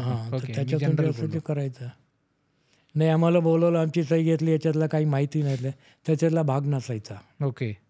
ते फार ती व्हिजिलंट डिपार्टमेंट त्या काळात होती ती. त्याच्यातून मला अनुभवातून जे मिळालेलं बरंच काही मिळालेलं आहे. मग सर त्यावेळी आपल्यासमोर बऱ्याच दिग्गज वकील अपेअर झाले असतील डिफेन्स काउन्सिल म्हणून, म्हणजे आरोपीच्या वतीने. हो जी. त्याच्यातले काय आपल्याला आठवत असतील किंवा सांगता येण्यासारखे जे किस्से आहेत की बाबा हे वकील उलट तपास खूप छान घ्यायचे, किंवा अमुक एक वकील युक्तिवाद खूप छान करायचे, किंवा अमुक एक वकील मेडिकल प्रॅक्टिशनरची क्रॉस अप्रतिम घ्यायचे, किंवा एक वकील होते बाबा माझ्या माहितीत असे की म्हणजे त्यांची खासियत अशी की आयोगाचा उलट तपास अतिशय सुंदर घ्यायचे. असे काय आपल्याला सांगता येतील का किस्से आठवणारे? बरेच असे आहेत. सांगा ना सर प्लीज. असतील ते. आता जे टॉपचे वकील जे होते, एक होते मिस्टर ओळेकर. सगळेच ओळखतात. आपण बरेच येस येस सर. ठाणे जिल्ह्याचे किंवा बाहेरचे लोक त्यांना ओळखतात. हो हो. ओळेकर होते. हेगडे ज्याला भाई हेगडे साहेब बोलायचं, प्रभाकर हेगडे साहेब. दोन ते होते. माऊसकर होते, आप्पा माऊसकर. बरोबर आहे. कल्याणचे मोडक मधून होते. अच्छा. तर मोडक बाबतीत कारण ते कल्याणला होते, कम्पॅरेटिव्हली कामाची क्वांटिटी त्यांची कमी होती, पण क्वालिटी होती कामाची त्यांच्याकडे. अच्छा. हे 4 नावं सांगितले. गोगटे असायचे. अधूनमधून कधी बाबर देसाई किंवा दुसरे वकील असायचे. हे 4-5 लोक जे टॉपवर असायचे, त्यांच्यात काम भरपूर असायचं. आणि प्रत्येकाची वेगळी स्टाईल होती, एकासारखी नव्हती. हो, पण तरी आम्हाला ऐकायला आवडेल सर, आपल्याला जे काय आठवत असेल, कारण हे सगळे आता कुठे कोणाला कोण आवडणार, कोण प्रत्येकाची आपली चॉईस असते. नाही म्हणजे त्यांची वैशिष्ट्य जर काय आपल्याला आठवत असतील, समजा आता हेगडे साहेबांचं आपण मगाशी सांगितलं की उलट तपास फार छान घ्यायचे. ते त्यांची ओळेकर साहेब जे होते त्याच्या विरुद्ध बरेच केसेस चालवले, मोठे केसेस चालवले. असं नाही की काहीतरी केसेस असे होते, आता कोणालाही विचारलं ठाणा बार म्हणजे एकदम जुन्या काळातलं मला सांगता येणार नाही आहे, पण हे जे 70, 80, 90 जे होती त्याच्यातले जे होते किंवा 2000 जे होते, हे वकील टॉपवर होते. त्यांचे बिगर दुसरा कोणाला नाव सुचतच नाही. इकडून तिकडून दुसरे वकील यायचे. आमच्या उल्हासनगरचे सलामतराय पुरसाणी म्हणून वकील होते, ते यायचे. पण त्यांचा काम आणि त्याच्यात तो बाकीच्या लोकात गॅप असायचा, म्हणजे बराच फरक असायचा. ओळेकर साहेबांची खासियत काय आपण सांगत होता, आता काहीतरी सांगत होता ओळेकर साहेबांबद्दल खासियत त्यांची? तो ऑलराऊंडर होता. ओके. दुसरे नव्हते असं नाही बोलत मी, पण ऑलराऊंडर होता. अच्छा. तर त्याची क्रॉस जी होती जरा थोडासा with due regards to him aggressive असायचा. अच्छा, ओगळेकर साहेब. थोडा ॲग्रेसिव्ह. आता शायद एखादा हा शब्द कुणाला नाही सर, ठीक आहे, आपला एक्सपिरियन्स, आपला अनुभव. आणि माऊसकर साहेब आणि सांगतो मी जरा, तर फार डिटेलमध्ये जायचे क्रॉसमध्ये. अच्छा. चिथळा करून टाकायचे साक्षीदाराचा. ओके. आणि त्यांच्याकडे अँटी करप्शनचे जे केसेस होते त्याच्यात त्याची मास्टी होती. अच्छा. हेकडे सुद्धा होते त्या लेवलचे, पण यांच्याकडे जास्ती एक प्रमाण असायचा ओळेकरांचा. पण तर मर्डर असो किंवा अपील असो की बेल असो, प्रत्येक कामात ते असायचेत. ते फार बारकाईने बघायचे ना केसकडे, कारण मला थोडासा 1-2 गोष्टींचा बेल अर्जात त्यांची ड्राफ्टिंग पण फार सुंदर होती वाचण्यासाठी. गंमत सांगतो, त्या काळात कॉम्प्युटर नव्हता, झिरोक्स नसायचा, पण मी काय त्याच्यातले एक्स्ट्रा कॉपी असले मी चोरून ठेवायचं की मला पुढे कुठे ड्राफ्टिंगला. बरोबर आहे. ते डिटेलमध्ये जे द्यायचे. तशी ते बेलची ड्राफ्टिंगची जी होती, कल्याणचे मोडक त्यांची एकदम सुपर्ब होती. ओके. FIR कोणी दिली, कुठे दिली, किती वाजता दिली, कोण आय विटनेस, काय नाही आहे, एक्झॉस्टिव्ह असायची. म्हणजे जजनी फ्रंट पेजच वाचला त्याला सगळं काय आयडिया यायची. मग फॅक्च्युअल डेटा थोडे द्यायचे ते, मग काय पुरावा आहे, कोणत्या ग्राउंडवर तो मिळाला पाहिजे, अशी त्यांची ड्राफ्टिंग असायची बेलची. आता क्रिमिनल साईडला ड्राफ्टिंग एवढी जास्ती नसते जशी सिव्हिलला असते. बरोबर आहे. पण तरीसुद्धा काय गोष्टी ते असायचे ना, कुठे एखादे अपील असेल, रिव्हिजन असेल, त्याच्यातही ते मुद्दे कुठले मांडायचे काय ते येणारच ना त्याच्यात. तर ह्याची जी क्रॉस होती ती आपल्या टाईपची होती. हेगड्यांची तो एखादे पकडायचा, एकदम डिटेलमध्ये नाही द्यायचं, वरचेवर साक्षीदार एका ह्याच्यात फसला म्हणजे तिथंच सापडला, तिथेच पकडायचे जास्त, त्या एका मुद्द्यावर जास्त. 2-3 मुद्दे धरून त्याची तो क्रॉस करायचा. आणि सुपर्ब होती. हसत त्याची विचारण्याची पद्धत, हसत खेळत विचारायचा. ओळेकरांची जरा सिरियसनेस असायची, पण तो हसत जायचा. ते असा तसा तो माउस्कर पण तसाच होता. अच्छा, माउस्कर साहेब पण तसेच होते. हां, तर तसे असायचे. माउस्करच्या विरुद्ध सुद्धा बरेच चालवले. तर ही यांची अशी स्टाईल होती ती काम करण्याची होती. बाबर देसाई साहेबांविरुद्ध पण बरेच चालवले असतील. फार थोडे चालवले. अच्छा, त्यांच्या विरुद्ध कमी चालले गेले. पण हे 4-5 लोक टापर होते. ओके. गोगटेच्या विरुद्ध हे थोडे चालवले असणार मी आता एवढं. ते पण सिरियसली बऱ्यापैकी म्हणजे सिरियस खूप नाही, खूप मेहनती होते. नाही म्हणून सिरियस नाही, मी सांगतो फार थोड्या लोकांना माहिती आहे. हां. पण ॲज अ प्रॉसिक्युटर आम्हाला एक चान्स होता. म्हणजे एक होता मी we are closely observing the our opponents. Closely observing the opponents. बरेच वेळा असाच असायचं आर्ग्युमेंटमध्ये. जर ऑब्जेक्शन घेतलं, अरे काय करतो तुम्ही हे साईडला आमच्या बाजूला तुम्हाला कळलं का.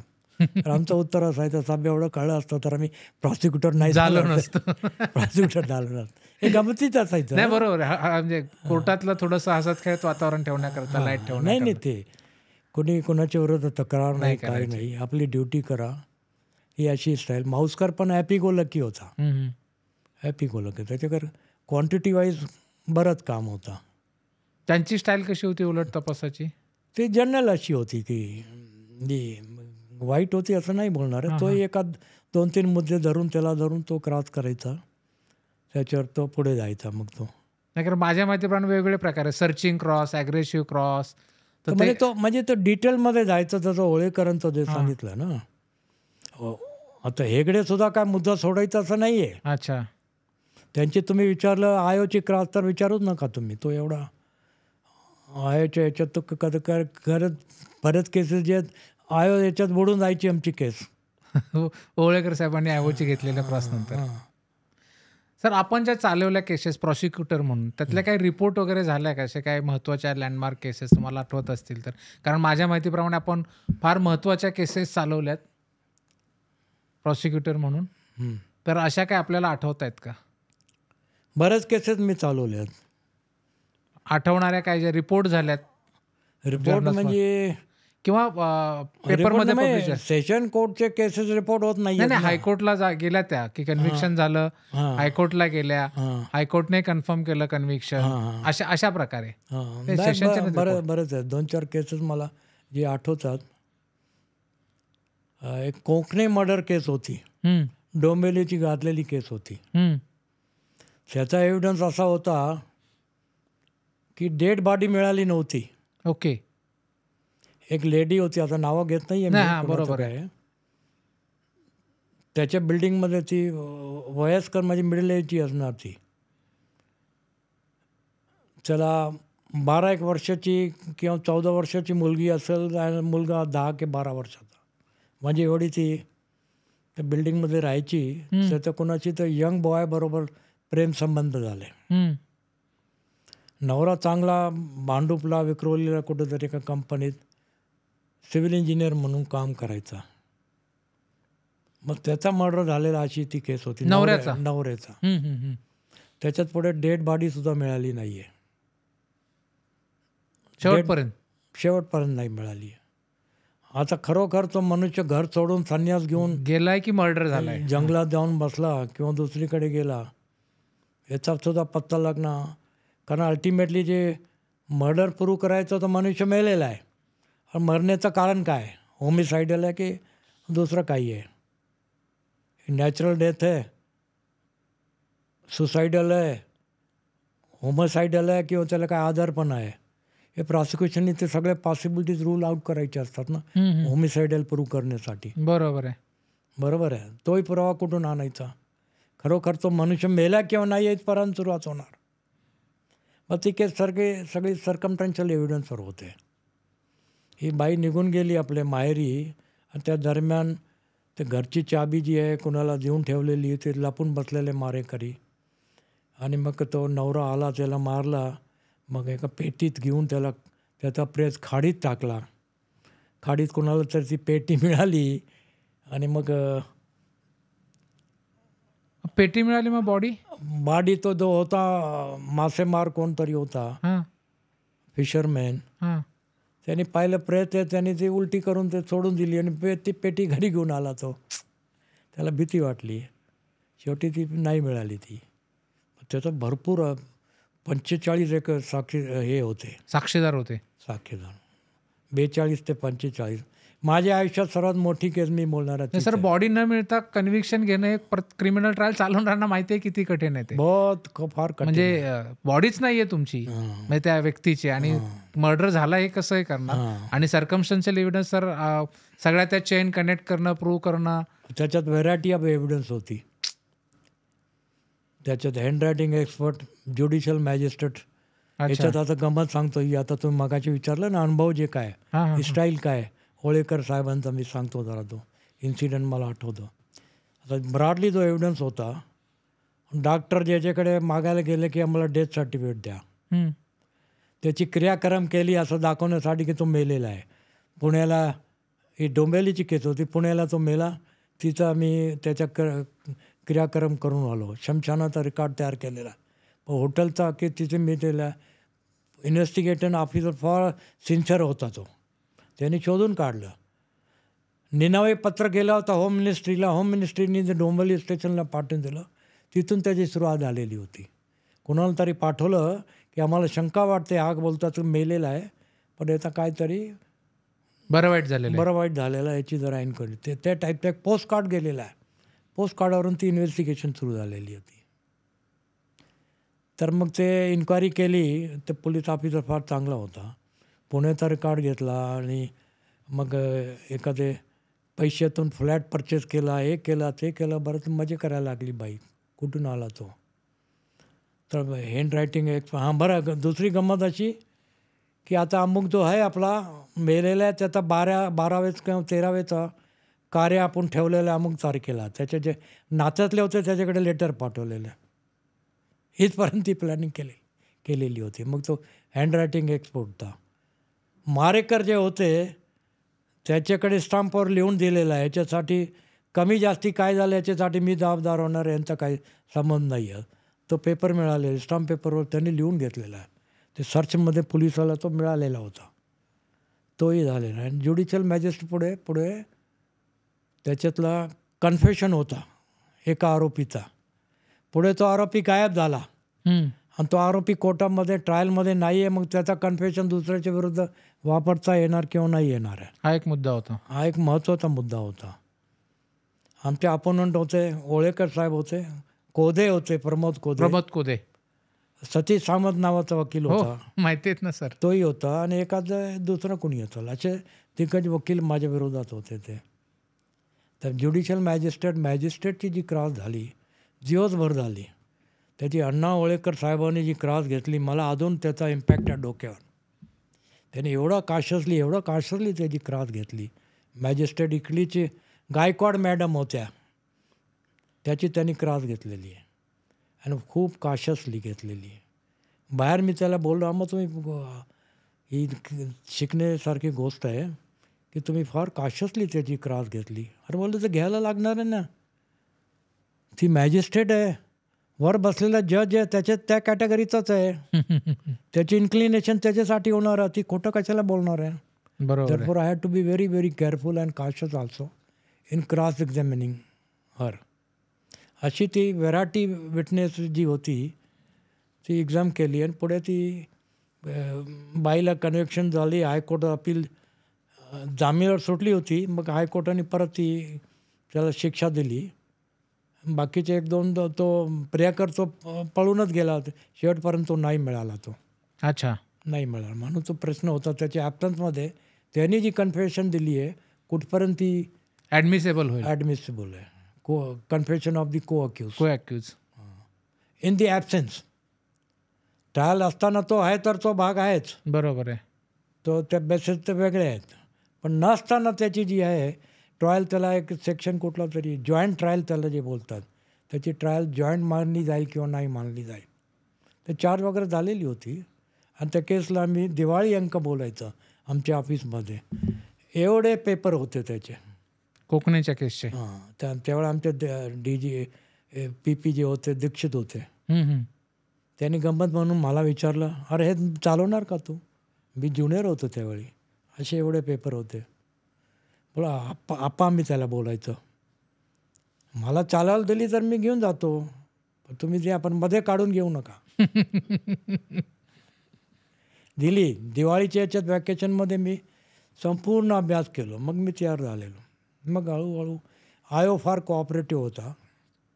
तो रिटायर झाला त्यानंतरसुद्धा त्याला ते केसची हे होती, काय बोलतं, काळजी होती आणि येत होते ते. आणि त्यांनी मेहनत घेऊन चालवली, एक इन्व्हेस्टिगेशन केलेली होती. शेवटी ती पाटली मारेकर त्यांच्याविरुद्ध कोर्टाने सोडलं, पण बाईला सेंटेन्स दिली, लाईफ दिली. ती हायकोर्टात गेली, हायकोर्टाने पण ते कन्फर्म केली. त्या मारेकरचं काय झालं मला सांगता येणार नाही आहे, पण बाईचं जे आहे कन्फर्म झालेली आहे. आणि ही केस पुढे जी आहे आपल्याला दक्षता मराठी पेपर हे आपलं असतं ना मॅगझिन, ती केस ह्याच्यात आली होती तेव्हा यायचं दक्षता अशा काय केसेस. त्याच्यात बरोबर माझा फोटो, आयोचा फोटो, 2-3 दुसरे फोटो होते. त्या ऑफिसरने ती स्टोरी म्हणून दिलेली होती आणि तसे स्टोरी लिहिण्यासारखी ती केस होती.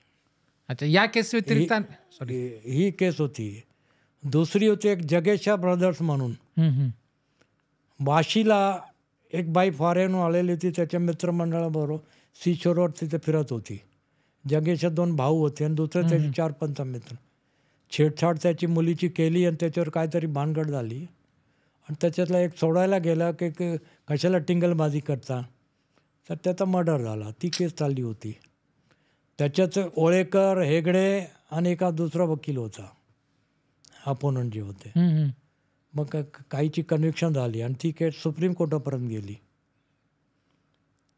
त्याच्यातला ज्युडिशियल एक्स्ट्रा आपला हा judicial magistrate, first class judicial नाही पण दुसरे जे असतात ना मॅजिस्ट्रेट, तो कोर्टाच्या स्टाफचा जो एक स्टेनो होता तो पुढे त्यांनी LLB केलेला. आता तो कल्याणला वकिली करतो. आता नाव तोंडावर येत नाही आहे.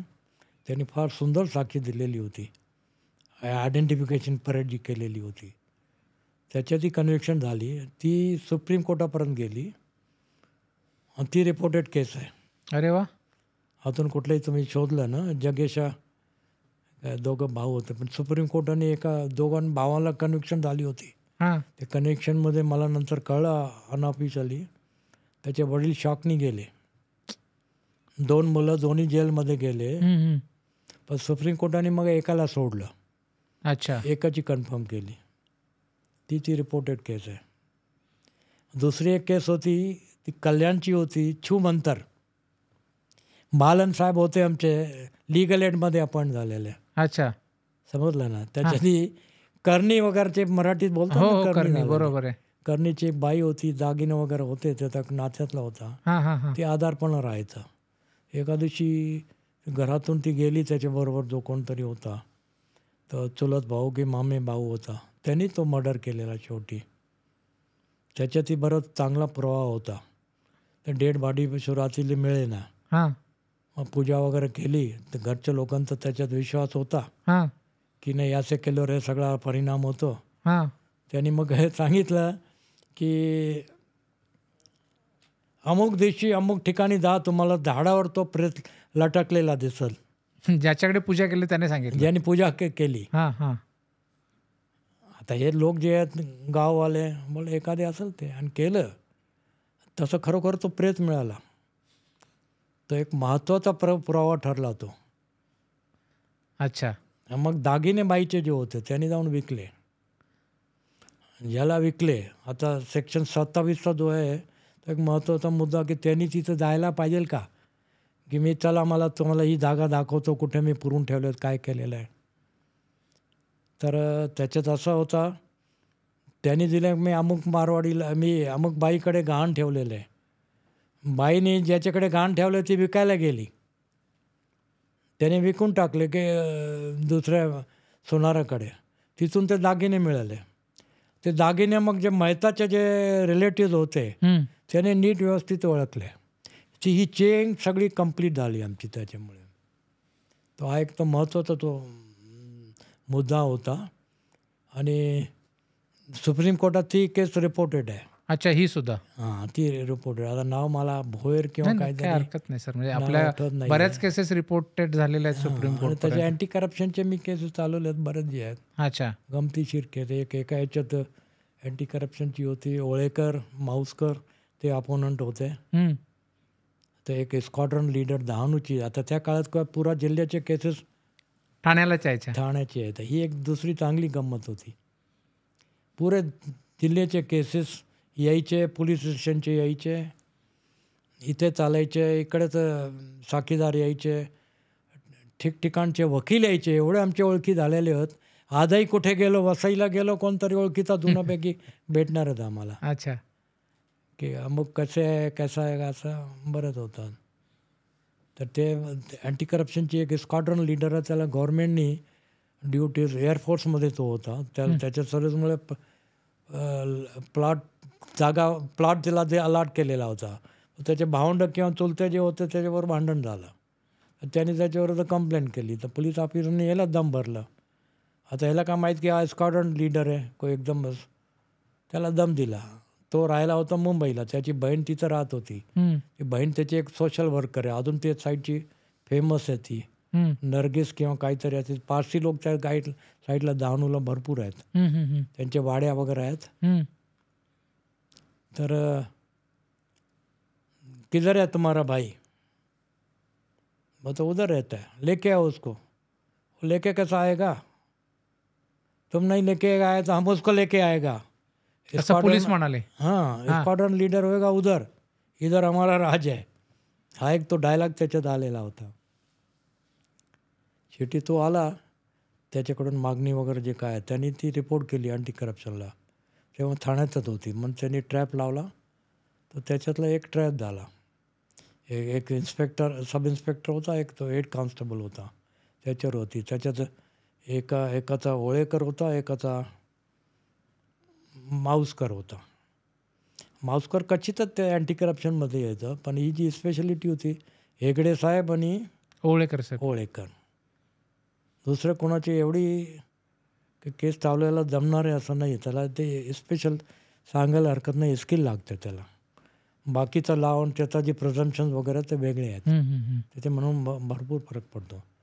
त्याची ती इन्स्पेक्टर जेव्हा लेनदेन झाली तो जागेवर नव्हता, त्याच्यामुळे तो वाचला, त्याचा अक्युटल झाला. पण दुसरा हेड कॉन्स्टेबल जो होता त्याची कन्व्हिक्शन झाली. आणि त्याच्यात जो आमच्या बाजूचा जो विटनेस होता तो डिफेन्सतर्फे आलेला. अच्छा. त्याची मी क्रॉस घेतलेली होती. ओके. जे पाटील नावाचे जज होते, पुढे हायकोर्ट जज झाले. एक दुसरी मजेची गोष्ट सांगतो, बरेच असे सेशन जजेस आहेत ज्यांचे पुढे आम्ही केसेस चालवले, ते हायकोर्ट जज झालेले आहेत. अरे वा. म्हणजे पर्सनल लेवलवर कॉन्टॅक्ट तसा नाही आहे. कॉन्टॅक्ट नाही, प्रॉसिक्युटर आणि जज म्हणून कॉन्टॅक्ट. आता कोते साहेब आमचे हायकोर्टचे जज झाले आहेत, त्याच्याशी पर्सनल कॉन्टॅक्ट आहे. बाकी कुणाची पर्सनल कॉन्टॅक्ट आहे असं नाही आहे. त्याचे पर्सनल बघायला गेलो तर आम्हाला ओक साहेबसुद्धा ओळखतात. बरोबर आहे सर. पण तो ओळखीचा भाग वेगळा भाग झाला, तो भाग वेगळा आहे. सर आपण असे बरेच जे केसेस आहेत ती, आता जगेश ब्रदरचं सांगितलं, ओळेकर होते, हे होते आपले हेगडे साहेब होते, आणि दुसराही कोणीतरी होता. सर आपला यशाचा प्रवास तर सगळ्यांना माहिती आहे. आपण गेले 57 वर्ष वकिलीत आहात, एक यशस्वी वकील म्हणून इथपर्यंतचा प्रवास आहे. पण या संपूर्ण प्रवासात वकिली चालू केल्यापासून सेटल होईपर्यंत कधी मध्ये असं वाटलं का की वकिली सोडून द्यावी? तो फायनान्शियल प्रॉब्लेम येतात त्याच्यामुळे. असं कधी वाटलं होतं का? फायनान्शियल प्रॉब्लेम तर सुरुवातीला असायचं. अच्छा, म्हणजे असं वाटलं होतं, पण वडिलांनी सांभाळून घेतला. हां, मागाशी तुम्ही म्हणालात त्याचं कारण काय आहे, जर मी वकिलीत जर आलो तर वडिलांचाही त्याच्यात भाग आहे. अच्छा. कारण वकील माझे वकील नव्हते. वडील वकील नव्हते. पण त्यांचे वडील, ही एक गमत सांगतो, त्यांचे वडील, त्यांचे आजोबा आणि अजून घरात आजोबांचे भाऊ आणि वडिलांचे वडील, त्यांचे भाऊ वकील होते. अरे बापरे.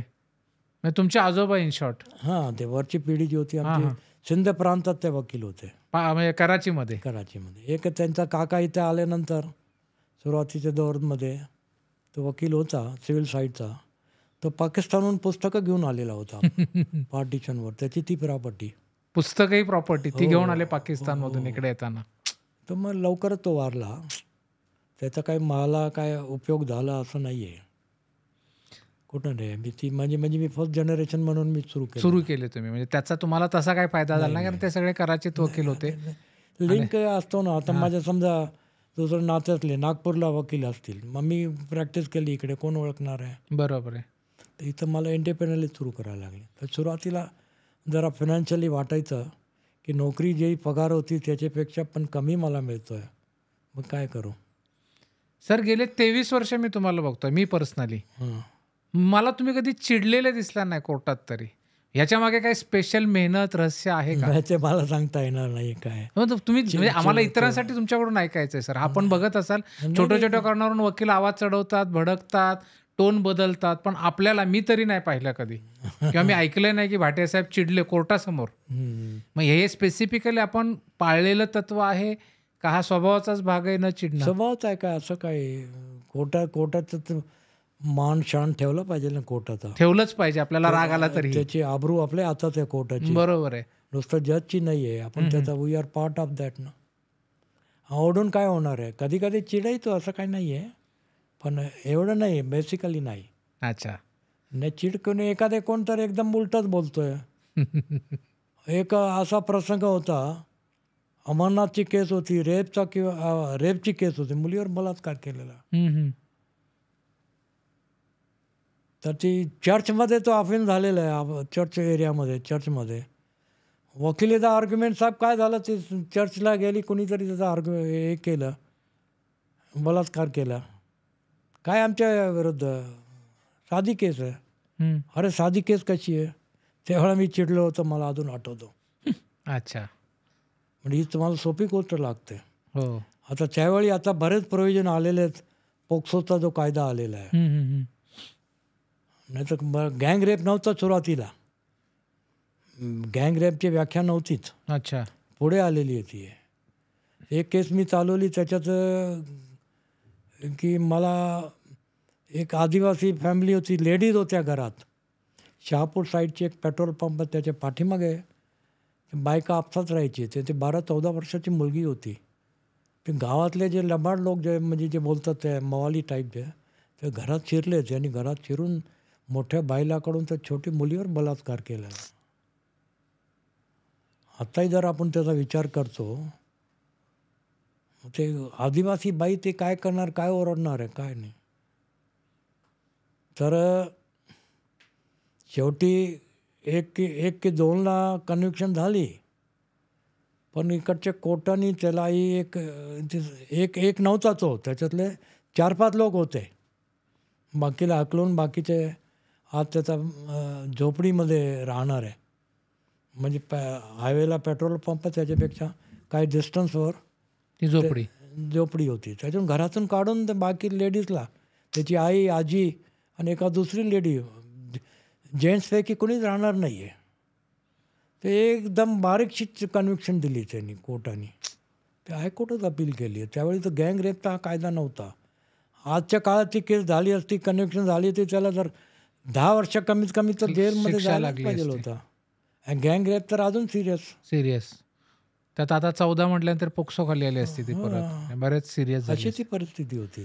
सर, आपल्या एवढ्या मोठ्या प्रवासात कधी आपल्याला असं वाटलं नाही की उच्च न्यायालयात किंवा सर्वोच्च न्यायालयात, हायकोर्ट किंवा सुप्रीम कोर्टला जाऊन वकिली करावी? नाही, मला कधी विचार. अच्छा. कारण माझी सेल्फ असेसमेंट होती की मला एवढी कॅपॅसिटी नाही आहे. ते आता बोला सेल्फ डिफीट बोला किंवा काही बोला, किंवा सिच्युएशन मला की आम्ही सुरुवातीला मी होतो उल्हासनगरला, तिथं कोण विचारणार आहे आम्हाला.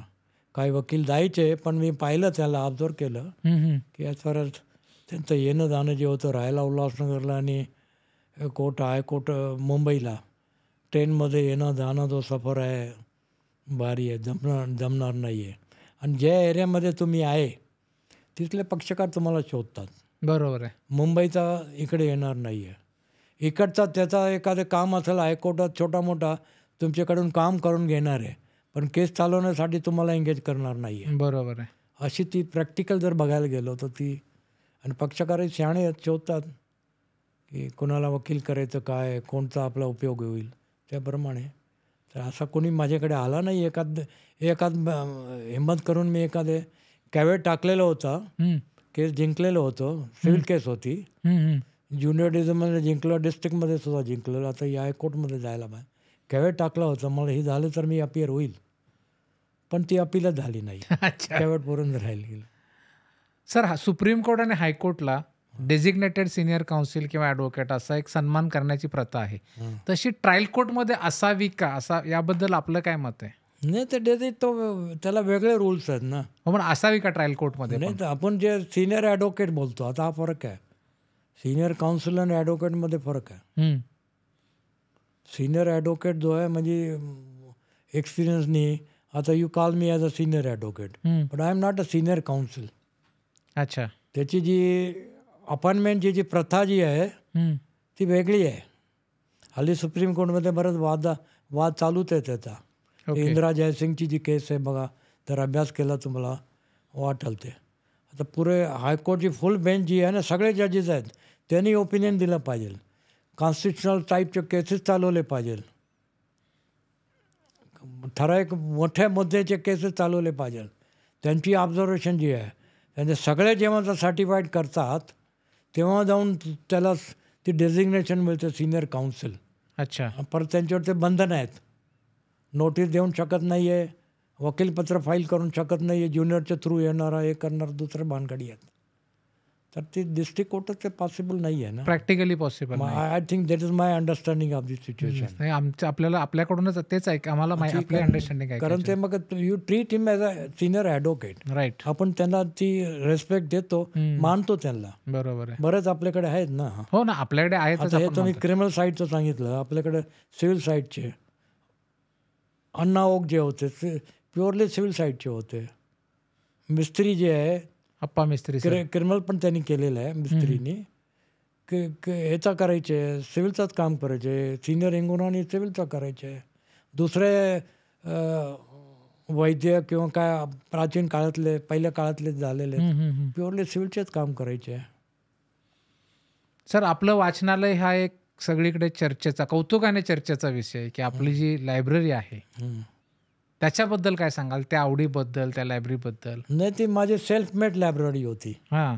आवड असायची, पण आता ती डिसमेंटल झालेली आहे, तर ठेवण्याची जागा नाही आहे. अच्छा. नाही, पण आपल्याला ती खूप आवड आहे. अजूनही आपण लेटेस्ट जर्नल वाचत असतात, त्यातले जजमेंट्स बघत. गेले 1-2 वर्षात फार कमी झालेली. अच्छा, आत्ता कमी झाले, खूप कमी झाले. पहिले वाचायचो मी, कारण मला माहिती ना पर्सनली. आपण मलाही सांगतो ना जरा, त्याचा खूप उपयोग झालेला आहे मला. माझी लायब्ररी अपडेट होती. मला कुठे ॲज अ प्रॉसिक्युटर कुठेही त्रास झाला नाही, कुठेही नाही. तर आमचे कलिग माझ्याकडून घ्यायचे. अशी लायब्ररी होती. बरेच वेळा तर जजेसला गरज असायची. एक आठवतो प्रसंग आठवतो, रेंट कंट्रोल जर्नल जो आहे माझ्याकडे असायचा. इकडचा एक जज होता सेशन लेवलचा, त्याच्या कुठल्या तरी मित्राला, तो वकील आहे पुण्याचा किंवा कुठला, त्याला रेंट कंट्रोल जर्नल पाहिजे होता. कोणीतरी सांगितलं, त्याने माझ्याकडे मनुष्य पाठवून ती मागून घेतलेली आहे.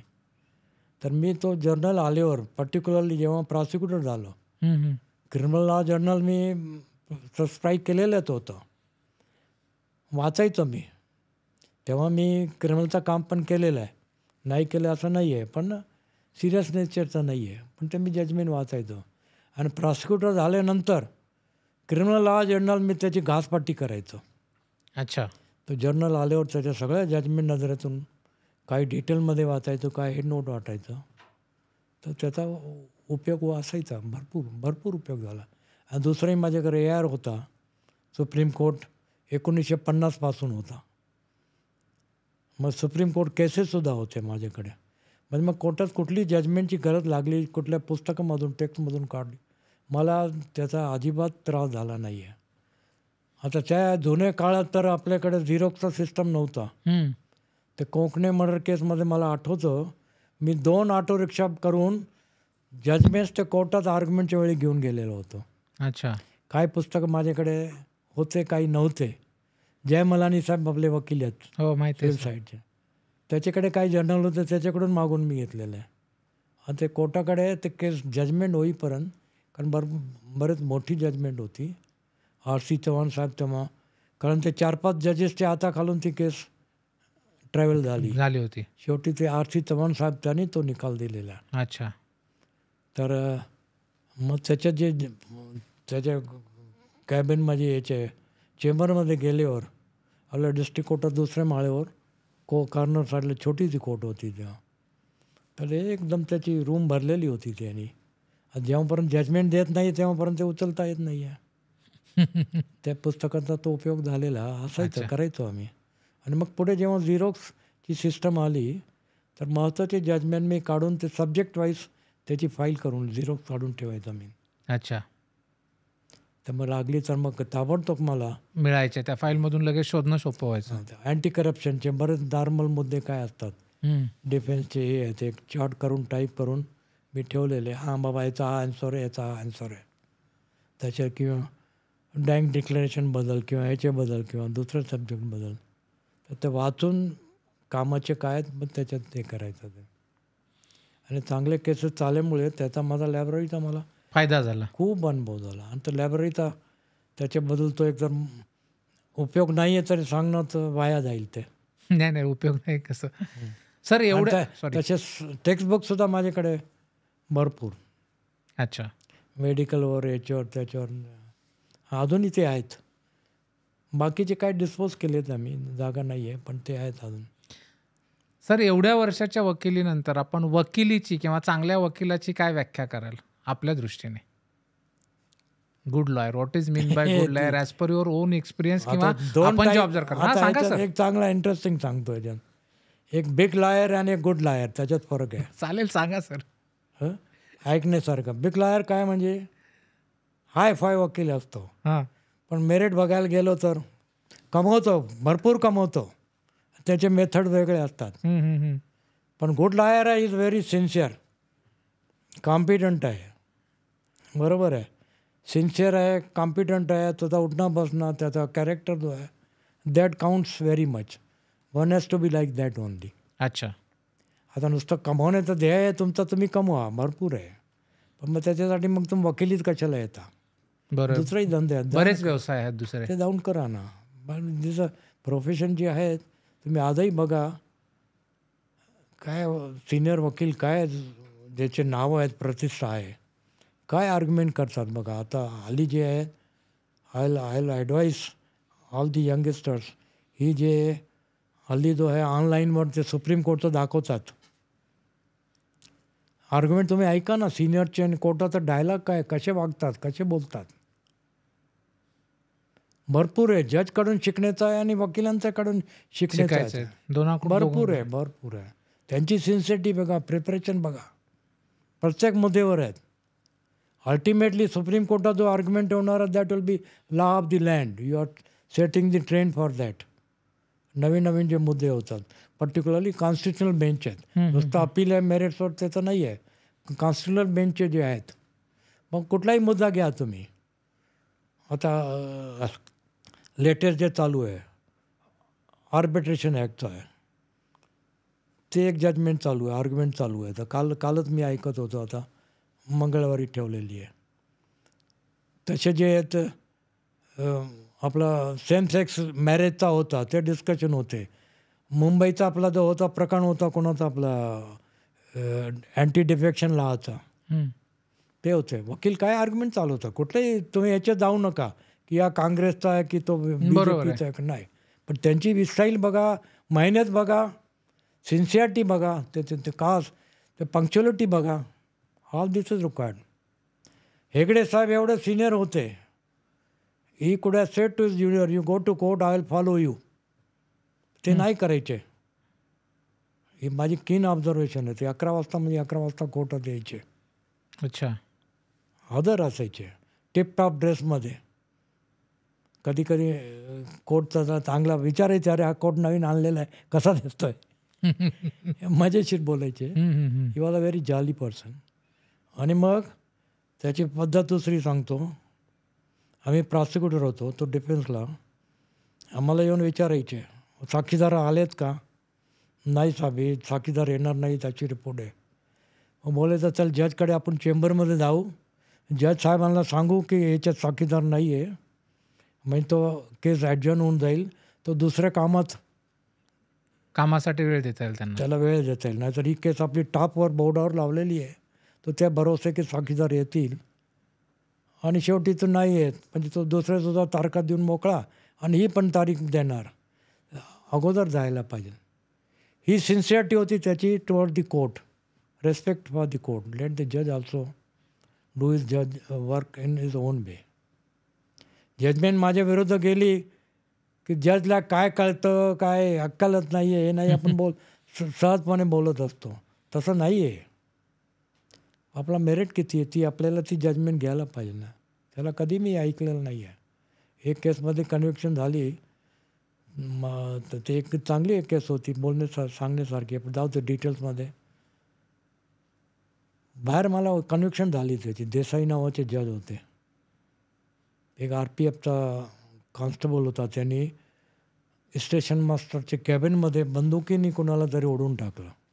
ती केस होती. इकडे होते डिफेन्सला. कन्व्हिक्शन झाली.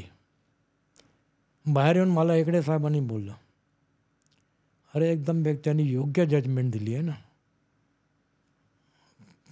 कुठलाही त्या जज साहेबाचा चुकलेला नाही आहे. असे त्याची ती असं असायला पाहिजे. One has to be fair with the other side also. Maybe he has utter record for the prosecution side. I tell you, आम्ही जरी ज्युनियर होतो सांभाळून घ्यायचं आम्हाला. बऱ्याच वेळा कोर्टात मुद्दा निघाला, जजनी, मला आठवतो माझा जो अनुभव आहे, कोर्टाने मला क्वेरी केली, मी का उठून आर्ग्युमेंट केली, सांगितलं साहेब त्याच्यात हा एव्हिडन्स जो आहे हे कारणामुळे ॲडमिसिबल होणार आहे. जज साहेब त्या हेगडे साहेबाला बोलले, यस मिस्टर हेगडे साहेब, व्हॉट यू टू से. ही घाटप बसून नाही सांगितलं त्यांनी. बोल sir, what my junior colleague says is absolutely right. This part of the evidence will go on record. 307ची केस होती आणि पुढे त्याच्यात कन्व्हिक्शन झाली होती. तर वन हॅज टू बी जी लिगल पोझिशन आहे सांगायला पाहिजे कोर्टापुढे, as a advocate, as a fair advocate, as a good advocate. नाही की नाही आपण सारखं कुठल्याही मुद्द्यावर ऑपोजिशनच करत असतो असं नाही आहे. ते काही कन्सिड करायलाच पाहिजे. काय गोष्टी जी आहेत तिथपर्यंत तुम्ही कन्सिड करून मग पुढची तुमची केस मांडा ना तुम्ही. यालाच अनुसरून प्रश्न होता करा आता पुढचा. तुम्ही उत्तर करा आलं म्हणून त्याला मी कनेक्ट करतो की तुम्ही वकिलीला सुरुवात केली तेव्हाची वकिली आणि आत्ताची वकिली याच्यात फरक काय किंवा मत काय आपला. तर आपण एक तर इन्सिडेंट सांगितले आपल्या काळातले, फेअरनेस जर आठवण एक एक करून केली हे आपला इंटरव्ह्यू संपणार नाही. मग आज कसं बरेच इन्सिडेंट्स आहेत.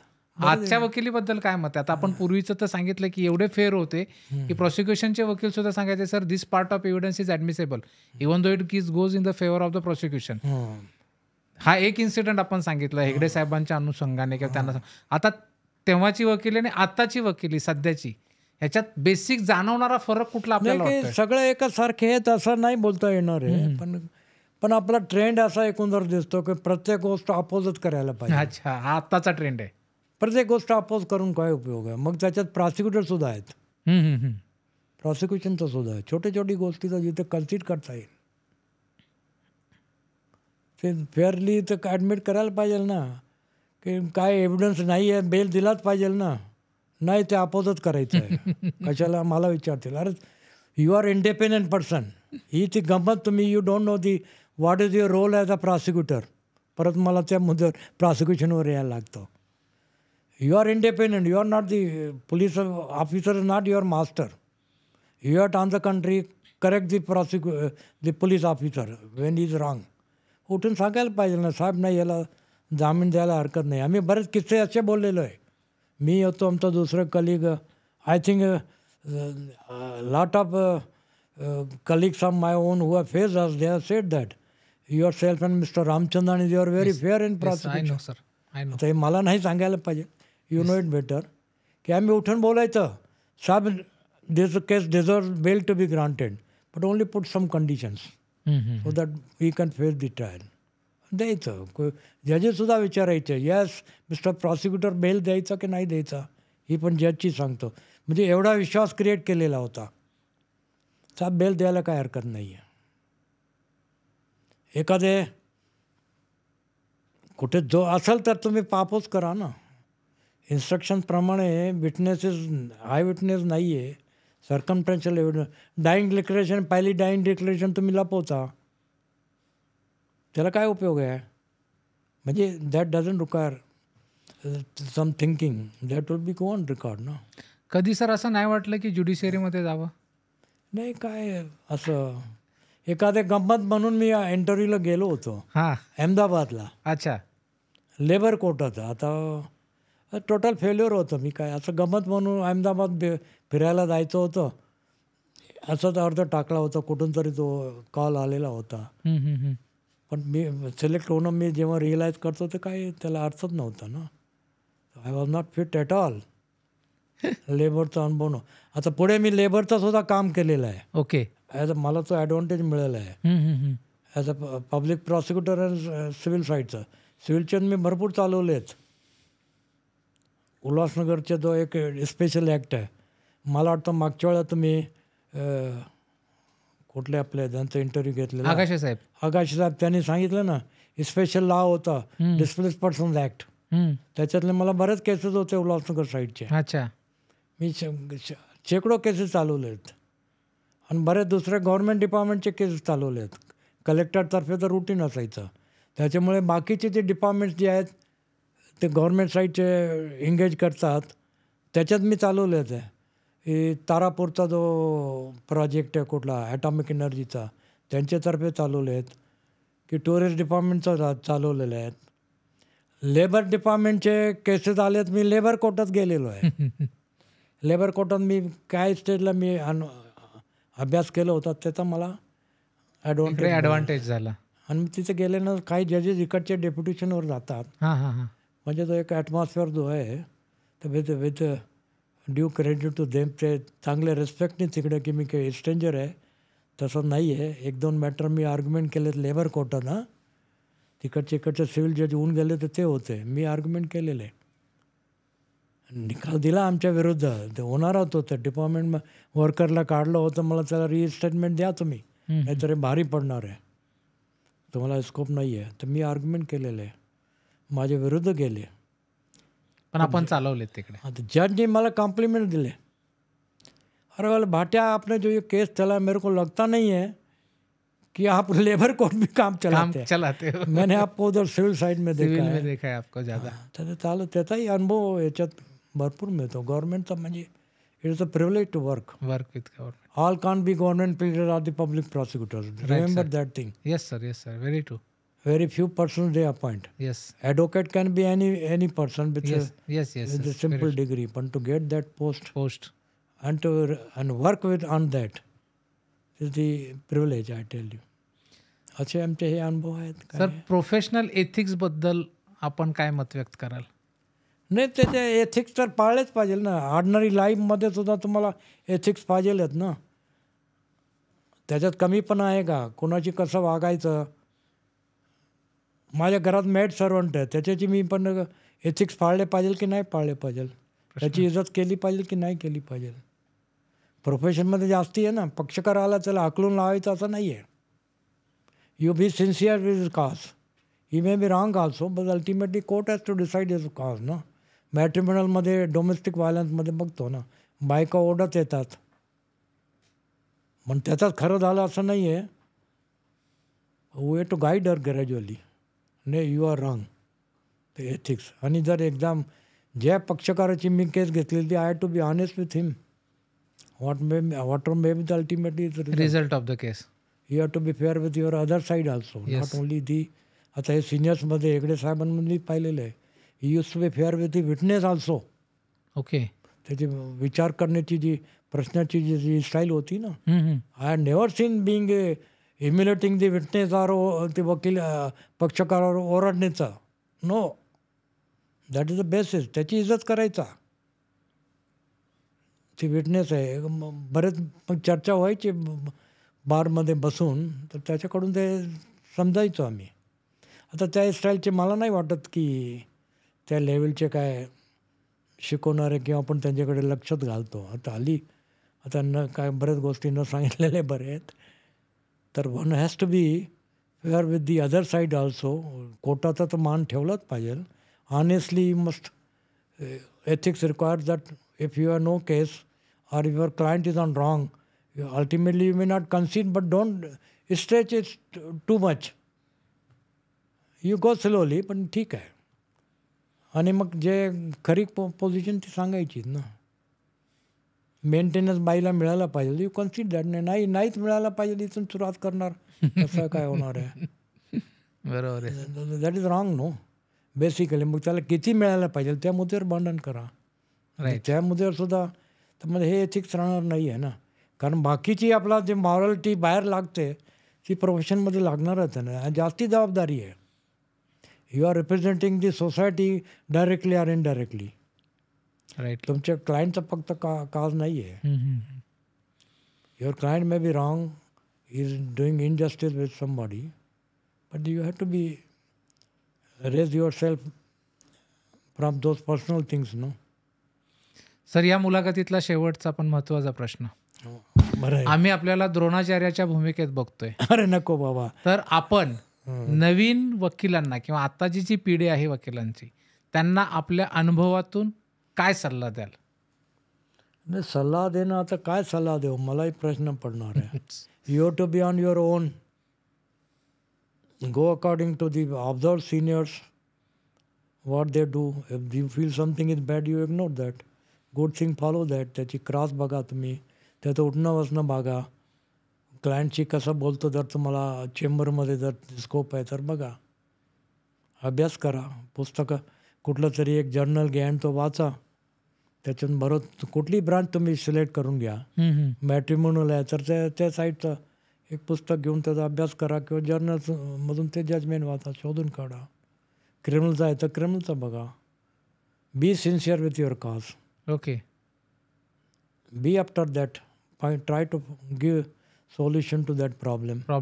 हां, आता एथिक्स किंवा जे काय स्किल तुमची तुम्ही डेव्हलप करायची आहे, त्याच्यात बरेच गरजेच्या गोष्टी आहेत. You have to be do the things timely, do the with speed. Unlike me, I am very slow in that. Timely do the things, bring the justice for the client, be sincere, honest with him, and work will follow you. त्याला वेळ लागणार आहे. Overnight you can't succeed. एखादे केस तुम्हाला मिळाली, मर्डरमध्ये bell झालं, हे झालं, don't be happy with that only. एक सेंचुरी संपली, दुसरी मॅच आहे, त्याच्यातही आपल्याला सेंचुरी करण्याचा प्रयत्न करा. Keep your self, have competition with yourself, not with the others. ठीक है, you observe them, but you have to find your own standard, own ethics, own place in that professional side, in the court. Money will follow, work will follow. Sir, खूप खूप धन्यवाद. आपण आमच्या इच्छेला मान देऊन इथे आलात. आपल्या पूर्ण व्यावसायिक आयुष्याचा जो संपूर्ण उलगडा आमच्यासमोर केलात, आपले एक्सपिरियन्स शेअर केले, जे नवीन पिढीला फक्त नावं माहिती आहेत, त्यांच्यासमोर आपण त्यांच्याबरोबर काम केलं, त्याच्याबद्दलचे अनुभव सांगितले. Thank you sir.